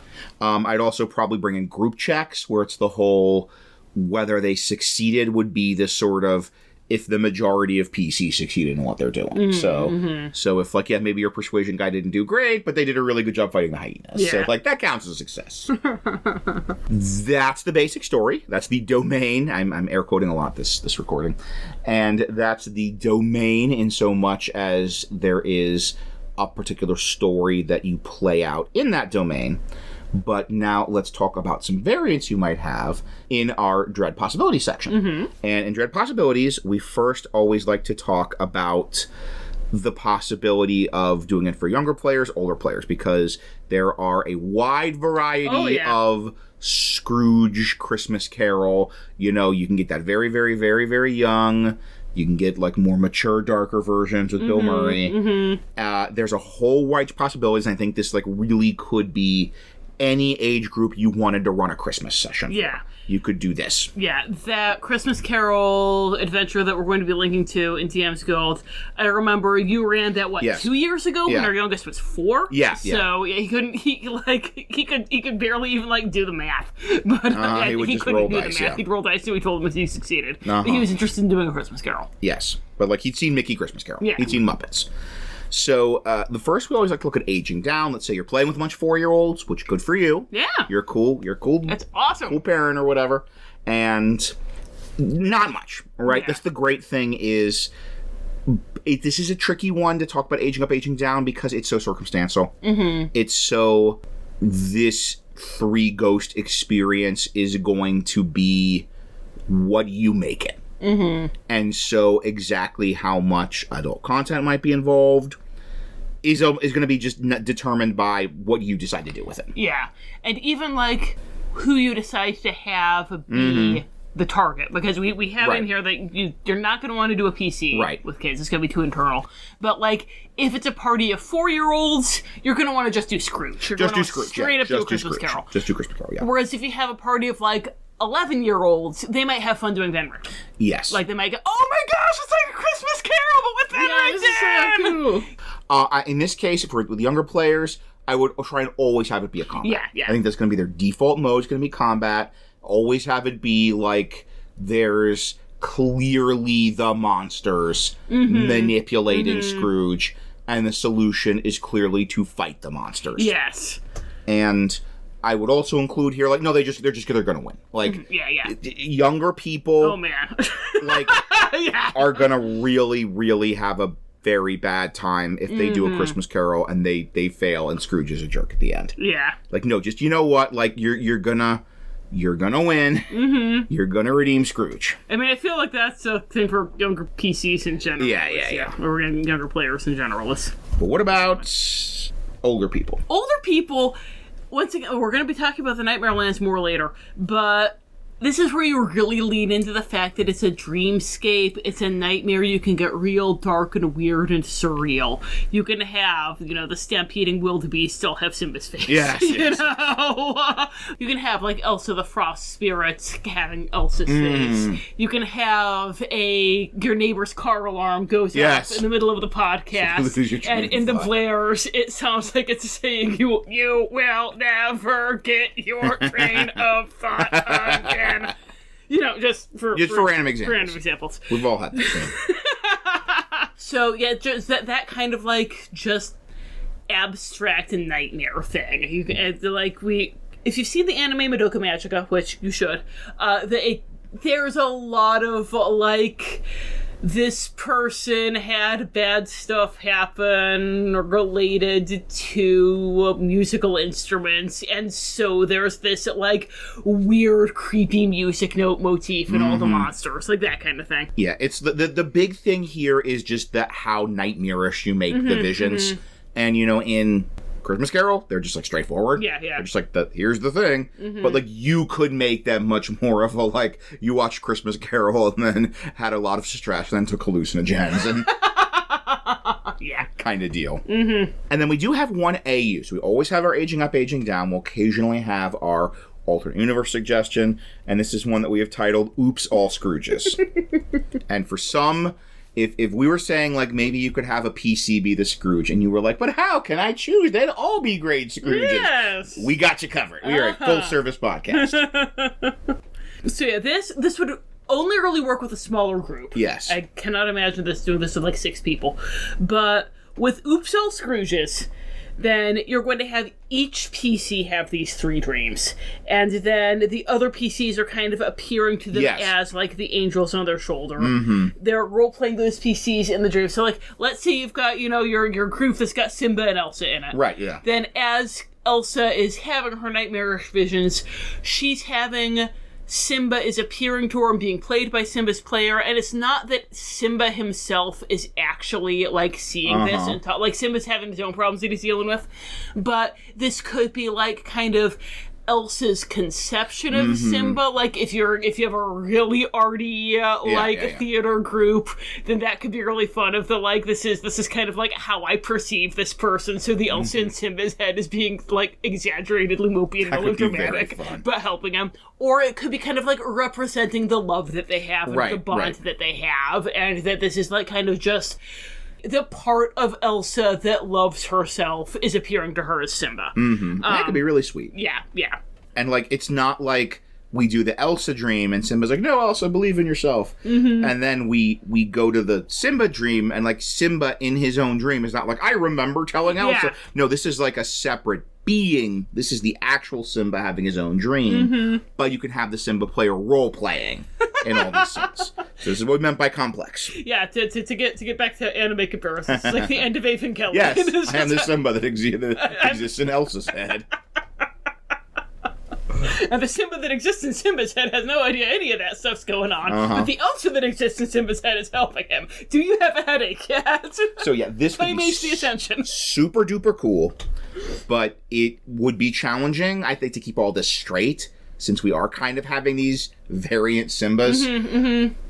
But if you could do that, especially with a smaller group where it's just like Elsa, Simba, and, Robin Hood, then if that's your party, then, like, this could be a lot of fun. Yeah. And especially if you're like, but all of my PCs have, like, angst and are vulnerable to, like, this thing bringing out the worst in them. And then if you can't choose, you can do them all. Yes. So we have given you how to do a Christmas Carol adventure tailored to what's going on in your campaign right now.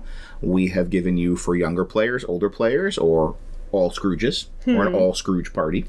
So let's finally wrap up our parting thoughts on Christmas Carol in a section we like to call Parting Thoughts.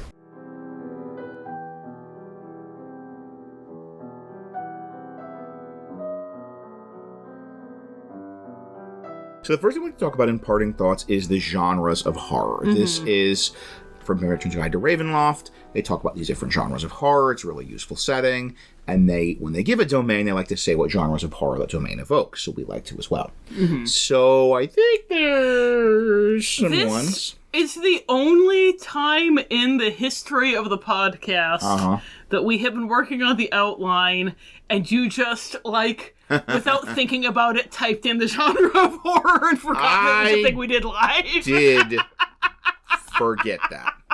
I erased it in case you hadn't noticed. I did it just now. Like, oh no. Like, even for the Haunted Mansion, the Gothic ghost story Disney movie. Yeah, I didn't write Gothic ghost story in the outline. I was like, I can, but I'm gonna, I'm gonna be cool. So what I wrote completely unintentionally and tried to erase when I noticed I'd written it was...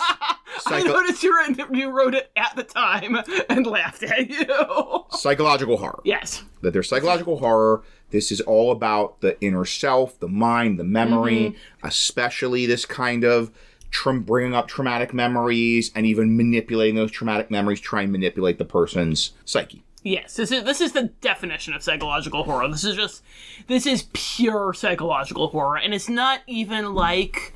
we're going to talk about the Nightmare Lands in a minute, spoilers. And with the Nightmare Lands, it's even the psychological dreamscape is being caused by the Nightmare Court, who are kind of gods. So you could argue there's a bit of a cosmic horror. No, this is an angry ghost. This is a jerk ghost. Yeah. Greedy ghost. I guess you could argue that there's a ghost story element, but it's not about the ghost's story. It's about your psyche's story. So, I was like... toying with Gothic. I think there is some elements of Gothic. A corruptor. It is about the past influencing the present, but it's so personal. It's actually helping me think about Gothic, and with Gothic, it's not just the past, like, your specific memories and experiences. It's almost always like a deeper sense of the past. Yeah. Or even Gothic a lot of times is so location-based, and with this we even have it being like, no, you go into the counting house and then this can happen anywhere. Right, it's not, there's no location that's kind of the nexus. There's no location that is this sort of the wildness inner reality. Is the wilds of Heathcliff. Exactly. The inner reality expressed in the exterior reality. Like, that's it, or even that's central to the story. Yeah. So, I'm cool with just straight psychological horror. Yes. This is one of our rare single genre domains. Yes. So now comes a question which is pretty silly considering everything we told you about the domain, and so we've said things like the domain is just an excuse to do a particular story. Some domains, like Barovia, are very rich, full of plot hooks, full of factions, full of conflicts. You could run an entire level 1 to 10 campaign there, like Curse of Strahd. And that's not even bringing in all of the canon, like, older material about Barovia. That is a slimmed down Barovia, and it's a level 1 to 10 campaign. Other domains are more specific. So the Kingfinger, another sort of, like, older piece of English literature. What's the Markovia? Markovia is the Island of Dr. Moreau. Island of Dr. Moreau domain. And you're there and you do Dr. Moreau. And like there's not like level 1 to 10 in Markovia. It's an adventure. And similarly, Rachel's laughing because this is a one shot. This is your level 1 to 10 here. You're level 1 to 10 here, yes. Yeah. 10 ghosts, 10 dreams. Christmas past, Christmas more recent past, Christmas present. It's like past. they divided the last movie into 2 parts. The Ghost of Christmas Futures, 3 levels of worth of content right there. So there's the Ghost of Christmas Past, the Ghost of Christmas Past Perfect, the Ghost of Christmas Past Progressive. So this, absolutely, this is a one-shot. This is like one adventure. Like, even some of the others have been like, whoa, it's kind of a one-shot, but it's really long, and you could probably do like a couple. This is not even the 2 levels. This is 1 level maximum. Like, you might level up in the Haunted Mansion. You're not going to level up in mid-session Christmas Carol. No, this is a one-shot. It is December, and you want to do a Christmas-themed Ravenloft adventure, and if that's you, welcome to our podcast, and you're welcome. Here you go. You're welcome. So, that's a shorter part than normal, because it's just, we've kind of presented this as this is a singular adventure that you run. Now, the moment Rachel has been waiting for, and some of you listening have also been waiting for, those tantalizing hints about the Nightmare Lands. Rachel, is there any of the older material, like the Nightmare Lands, that you could use you could incorporate with this or be influenced by this? You sure can, and I will talk about the Nightmare Lands in just a minute. I think I'm going to start with the non-Nightmare Lands portion because it's going to be shorter.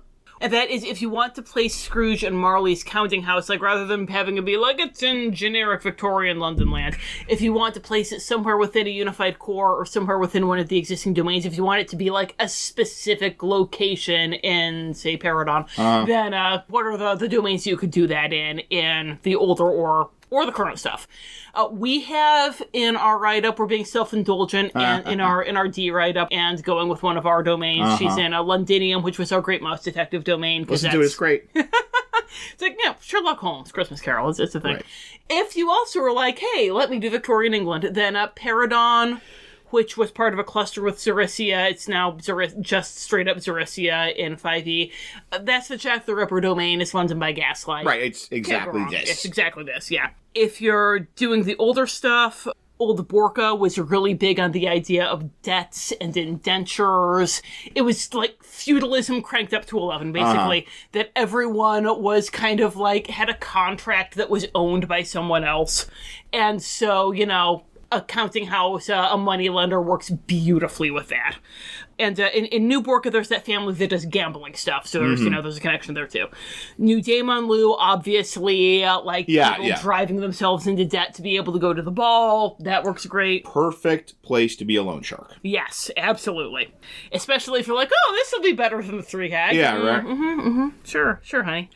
And then Old Darkon. The good news was that Old Darkon actually had a robust safety net. Like, it's Aslan wants it to be like a functioning domain with, it's better for everyone if there's a prosperous populace, so he wanted there to be a robust safety net.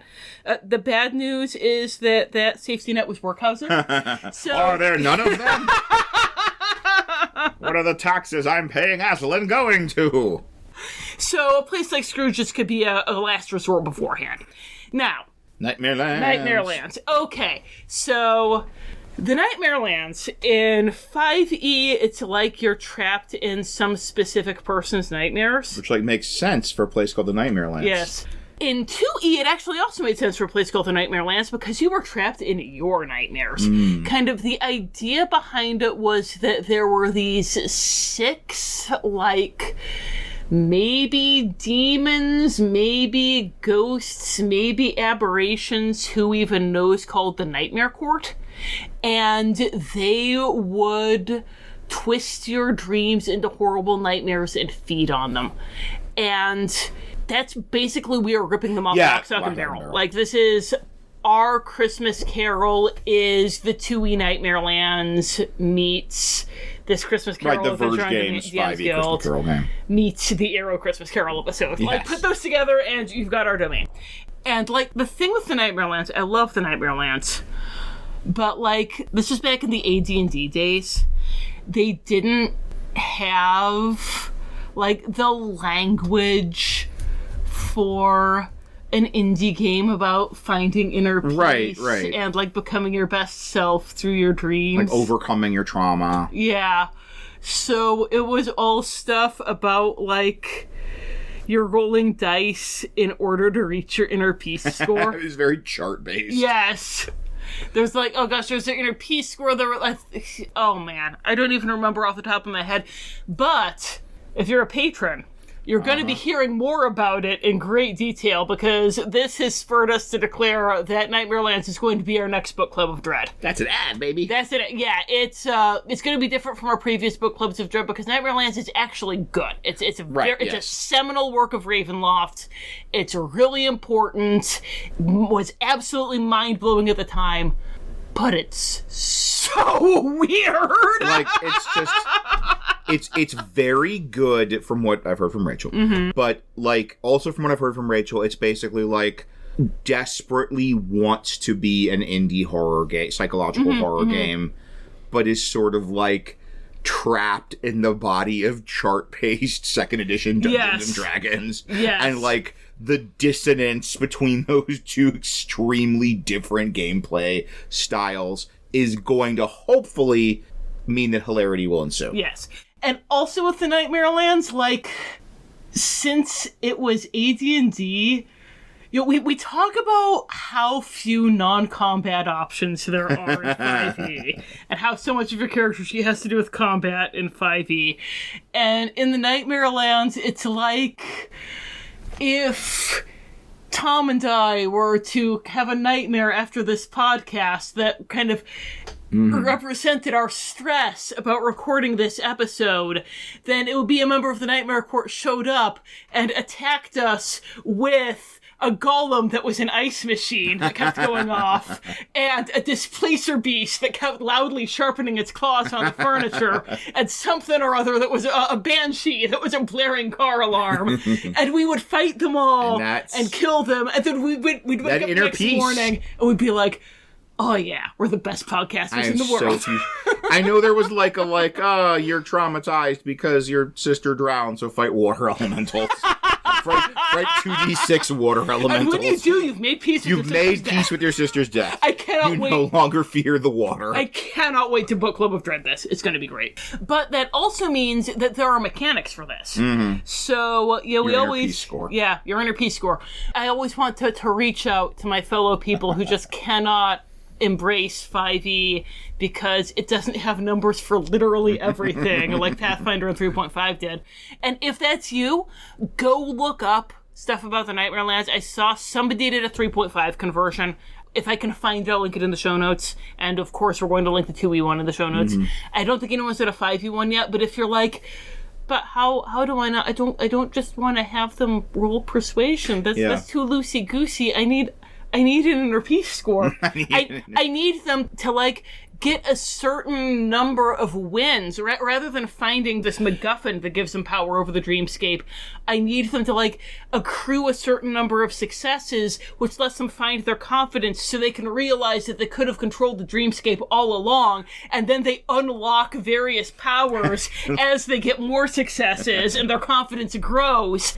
Nightmare Lands has the subsystems for you, my friend. So, we will link all that stuff in the show notes. And again, Jacob Marley is just the long-lost 7th member of the Nightmare Court. If I was it desperately wants to be an indie, psychological horror game about, overcoming trauma, but is trapped in, the chart-based gameplay of 2nd edition, and you're like, that sounds awesome! That's exactly what I'm looking for! You're speaking my language! Then that Nightmare Lands is the thing you're looking for. Yes. So, finally, we like to wrap up that exhaustive discussion of the Nightmare Lands with talking about the strengths and challenges of this domain. Strengths, it's great. This is such the iconic Christmas story. Yes.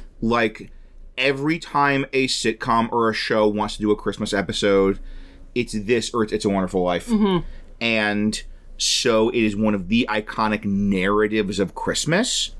But the great thing is, it does not include a lot of the, Earth-based specific Christmas stuff. This is just a incredibly Christmas-associated narrative that you really can plug into any setting.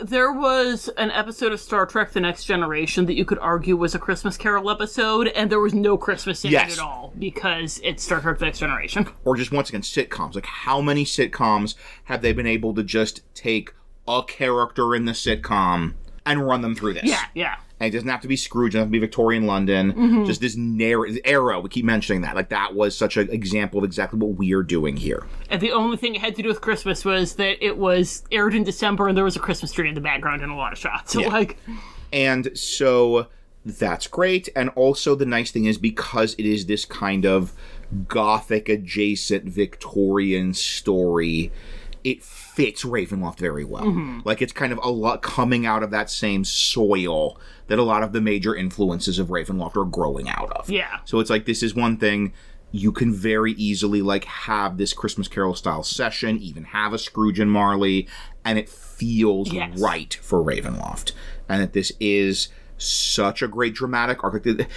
I saw some videos called 300 Ghosts of Christmas. Oh yeah, you told me about that. And it was just 100 different versions of A Christmas Carol being spliced together in sequence. Mm-hmm. So it was always moving the plot forward, but like every couple of seconds it would switch to another version because this plot is so good and also so modular. Yes. Like, this is the best possible thing for adapting to like a D&D adventure. And also so iconic and so well known that, like, I feel like there would probably be parts of that would be utterly incomprehensible to people who weren't familiar with A Christmas Carol. Yes. But because everyone is familiar with A Christmas Carol, then that's not an issue. And finally, so like this is such also a great way to do not just, hey, it's a fun Christmas session, but also like growth. Like a session that isn't a major kind of emotional character milestone, either for a PC. This could be really like you have a PC that wants to have this kind of darkness they confront, this trauma they confront. This is a great way to do that.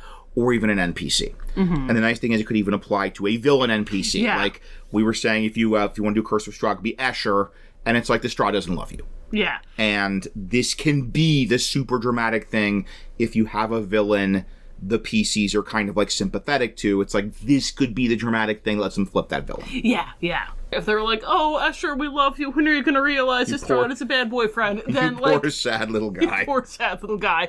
Then this could be the thing that lets them do that. And it's like such a strong experience. This isn't just like, we sat you down and made a cup of warm blood and like had a long talk about positive relationships and stuff. And it's like, this is freaking Christmas Carol. This is three ghosts visiting you. Just not into you. Yes. Yeah. This is like, no, this is the full Scrooge. This is like the kind of night that gives you dramatic turnarounds of personality. I could even see, like, if your PCs super want to redeem a darklord. Yeah. Then, you know, and you're like, canon be darned. And you're not Rachel. And you're not me. And you're me. Yeah. Then, you know, this could be a thing that would be powerful enough to do that. Or even, like, if you want to, like, redeem a pseudo-Darklord, this could be the thing that gets a Soldo away from Nepenthe. Yes. If you want... Yeah. If you're doing 5e, and you hate 5e Carnival... For random example. And you want to turn a Soldo back into the real Soldo... Let's say your overall agenda is to fix the canon of 5e Ravenloft. Your name is Smachel. Yes. So yeah, there's a lot of good here. What about challenge? There's a lot more work for the DM in this one than usual. Yeah. Like, we're basically kind of like giving a loose plot structure and saying go nuts. And that, you know, we're not giving you a setting, we're not really giving you any NPCs beyond Jacob Marley. We're basically saying, like, hey, here's this framework, here's the psychological story, go apply it to your PCs. Some of you were rubbing your hands together with delight at that, but others of you were like, what do I even do with this? Some of you were like, our thing was like, wow, there's an amazing story here, and the trick is you just have to make a story. Like, we're just basically giving you nothing. We're like, go make a story. Maybe you could do a thing. Maybe that'll you could do another that'll thing. be $2. And especially, like, if you aren't into the kind of trippy psychological stuff, this is going to be a lot of work. Like, if you are, we're threatening you with a good time. But if you aren't, this is going to be a lot of work. You have to have a PC or an NPC that this works for. Like, there has to be somebody who does have this, like, trauma rooted in the past that's played out in the present and will affect their future. And if Good summary. Thank you. And if it's an NPC, like, then it's going to be a spotlight session for an NPC. It has to be an NPC that they really care about, because otherwise it's going to be like they sit back and cheer while Van Richten goes through his stuff. Like, this has got to be like, no, we are so invested in helping Van Richten. We are spending time between sessions thinking about how to convince Asher that Strahd's never going to love him. Yes, it has to be like that level of we are deeply invested in getting Van Richten to not be racist, and like that's going to feel like a major accomplishment. We're all going to cheer and high five if he's like, yeah, the Stony aren't so bad, I guess. You know, there's some good ones and bad ones, like everybody. And then if it's a PC, if it's only one PC, then they are 100% the main character of the session. And, like, not only that, but, like, it's getting so into them, like, so into their backstory. You know, there are spotlight sessions, and there are spotlight sessions. And there are capital letters involved in this spotlight You're literally just in their brain for, like, 85% of the session, of the adventure. Yeah. So you cannot do this with a single PC unless you have future spotlight sessions planned for other PCs. If you're doing the Oops All Scrooges version, the pacing is very tricky. Like, it's going to be hard to be flipping back and forth, and also, you know, it's even more of a high concept than this one. Like, you might have some players who just cannot wrap their minds around the fact that they don't see what the Simba and Elsa's head sees. Yeah. Like, there's some people, I was there. Yeah, it's too abstract. I was just telling her to let it go. Yeah. And again, if you're doing Oops Off Scrooges, it does not work if you have more than, I'd say, maybe you could do it with 4. I'd rather do it with 2 or 3. Yeah. And then, this is nitpick for those of you who, once again, are, so you keep me scored, huh? for the grognards among you. This isn't really a domain, quad-domain. Like, honestly, it works just as well just being a straight-up ghost story. Like, I'm glad we have the Nightmare Lands so it can be a domain at all. I'm glad we have the Rider's Bridge to be like our the lowest, the lowest common denominator. You know, it's more of a domain than that, so there you go. So, like, this barely counts as a domain. Jacob Marley barely counts as a Darklord. Like, it's not a challenge in running the session. It's more of a nitpick. Just like, let the record show. We acknowledge. We know this. If you were getting ready to comment, it's good. We covered it. But, yeah, overall, this, you know, part of why we did this is because we love trippy psychodrama stuff. Yeah, right. For us, this is perfect. This is writing us with a good time, And I think this really is basically one of the best and most versatile Ravenloft holiday episodes. Like, this is, if you're like, I'm running Ravenloft, I want to do a Christmas episode, like many a sitcom, then this is one of the best options you could have, is to do a Christmas Carol. Yes. So if they decide they want to do Simba or Elsa or Scrooge or some other Disney or non-Disney adjacent character running through Christmas Carol story, how could they tell us about the trippy dreamscapes they came up with? Well, you can email us at wonderfulworldofdarklords@gmail.com. You can find us on Facebook, Tumblr, or Patreon at Wonderful World of Darklords. And on YouTube, we're just Wonderful World of Darklord, but look for Maleficent's hand holding the apple. Easy, iconic to see. If you like how we adapted Christmas Carol into a good, versatile horror adventure, I have a couple of straight-up horror movies that I've adapted into adventures. They're on DM's Guild. You can click more by this author on the write-up for this one, or you could search for Tom Kohler on DM's Guild. And if you like how we thought potentially how a party of 4-year-olds might enjoy this adventure, then we also have some resources there for running like more horror, spooky adjacent stuff for younger players. And then speaking of spooky things for younger people, I have a picture book, Mother Ghost, Nursery Rhymes for Little Monsters. It's exactly what it sounds like, 13 classic nursery rhymes written to be about Halloween. And then for older people, you can also go to my website, www.rachelkohler.com, where you can find a bunch of my short stories, a lot of which are available online for free. Until next time, thank you for listening, and happy gaming. And happy holidays. And happy holidays.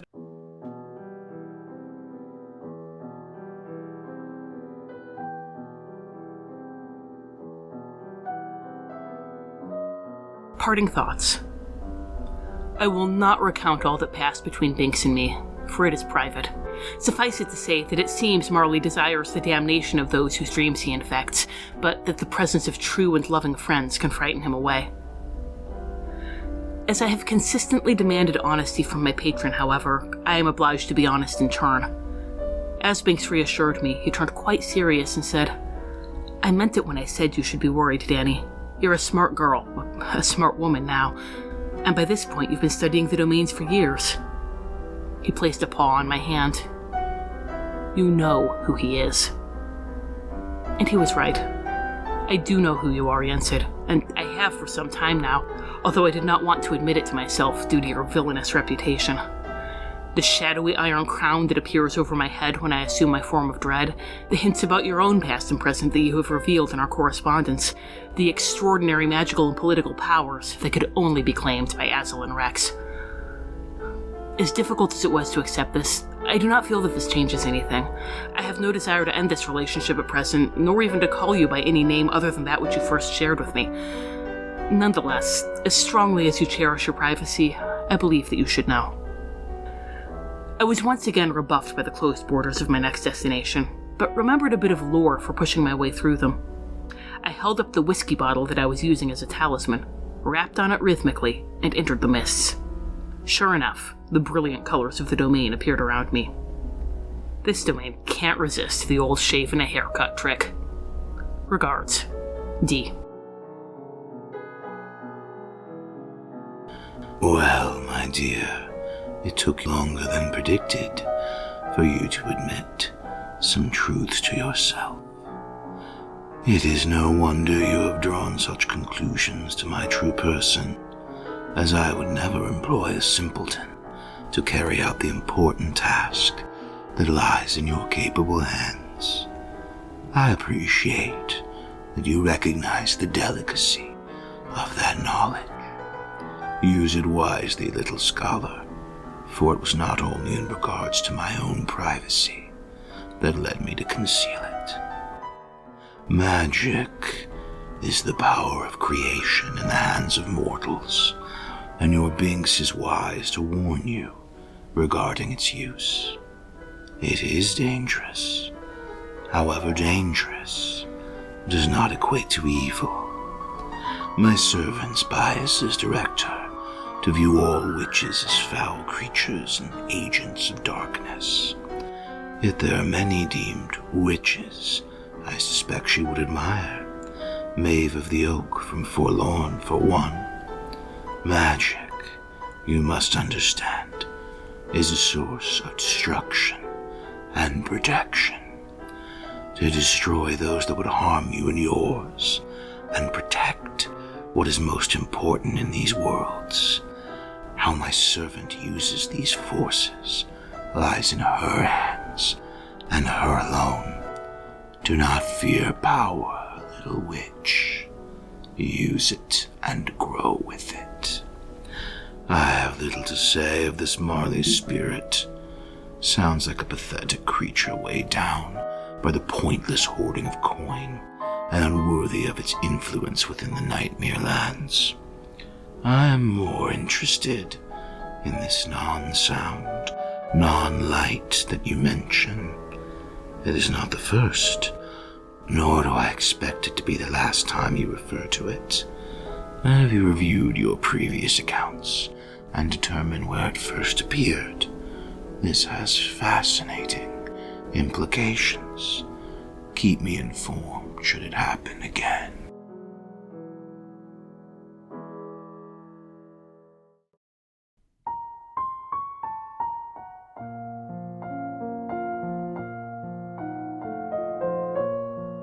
This has been The Wonderful World of Darklords. We have no affiliation with Disney or Wizards of the Coast. All music recordings used in this episode are in the public domain and were obtained through museopen.org. Titles and links are in the show notes. Dialogue for Yensid was written by Aslan Rex himself, who you can follow on Tumblr at Darklord Aslan. The Wonderful World of Darklords logo was designed by Haylight Jones. You can find links to their work in the show notes. If you'd like to support the show, look for us on patreon.com or find our tip jar on Red Circle. Thanks for listening.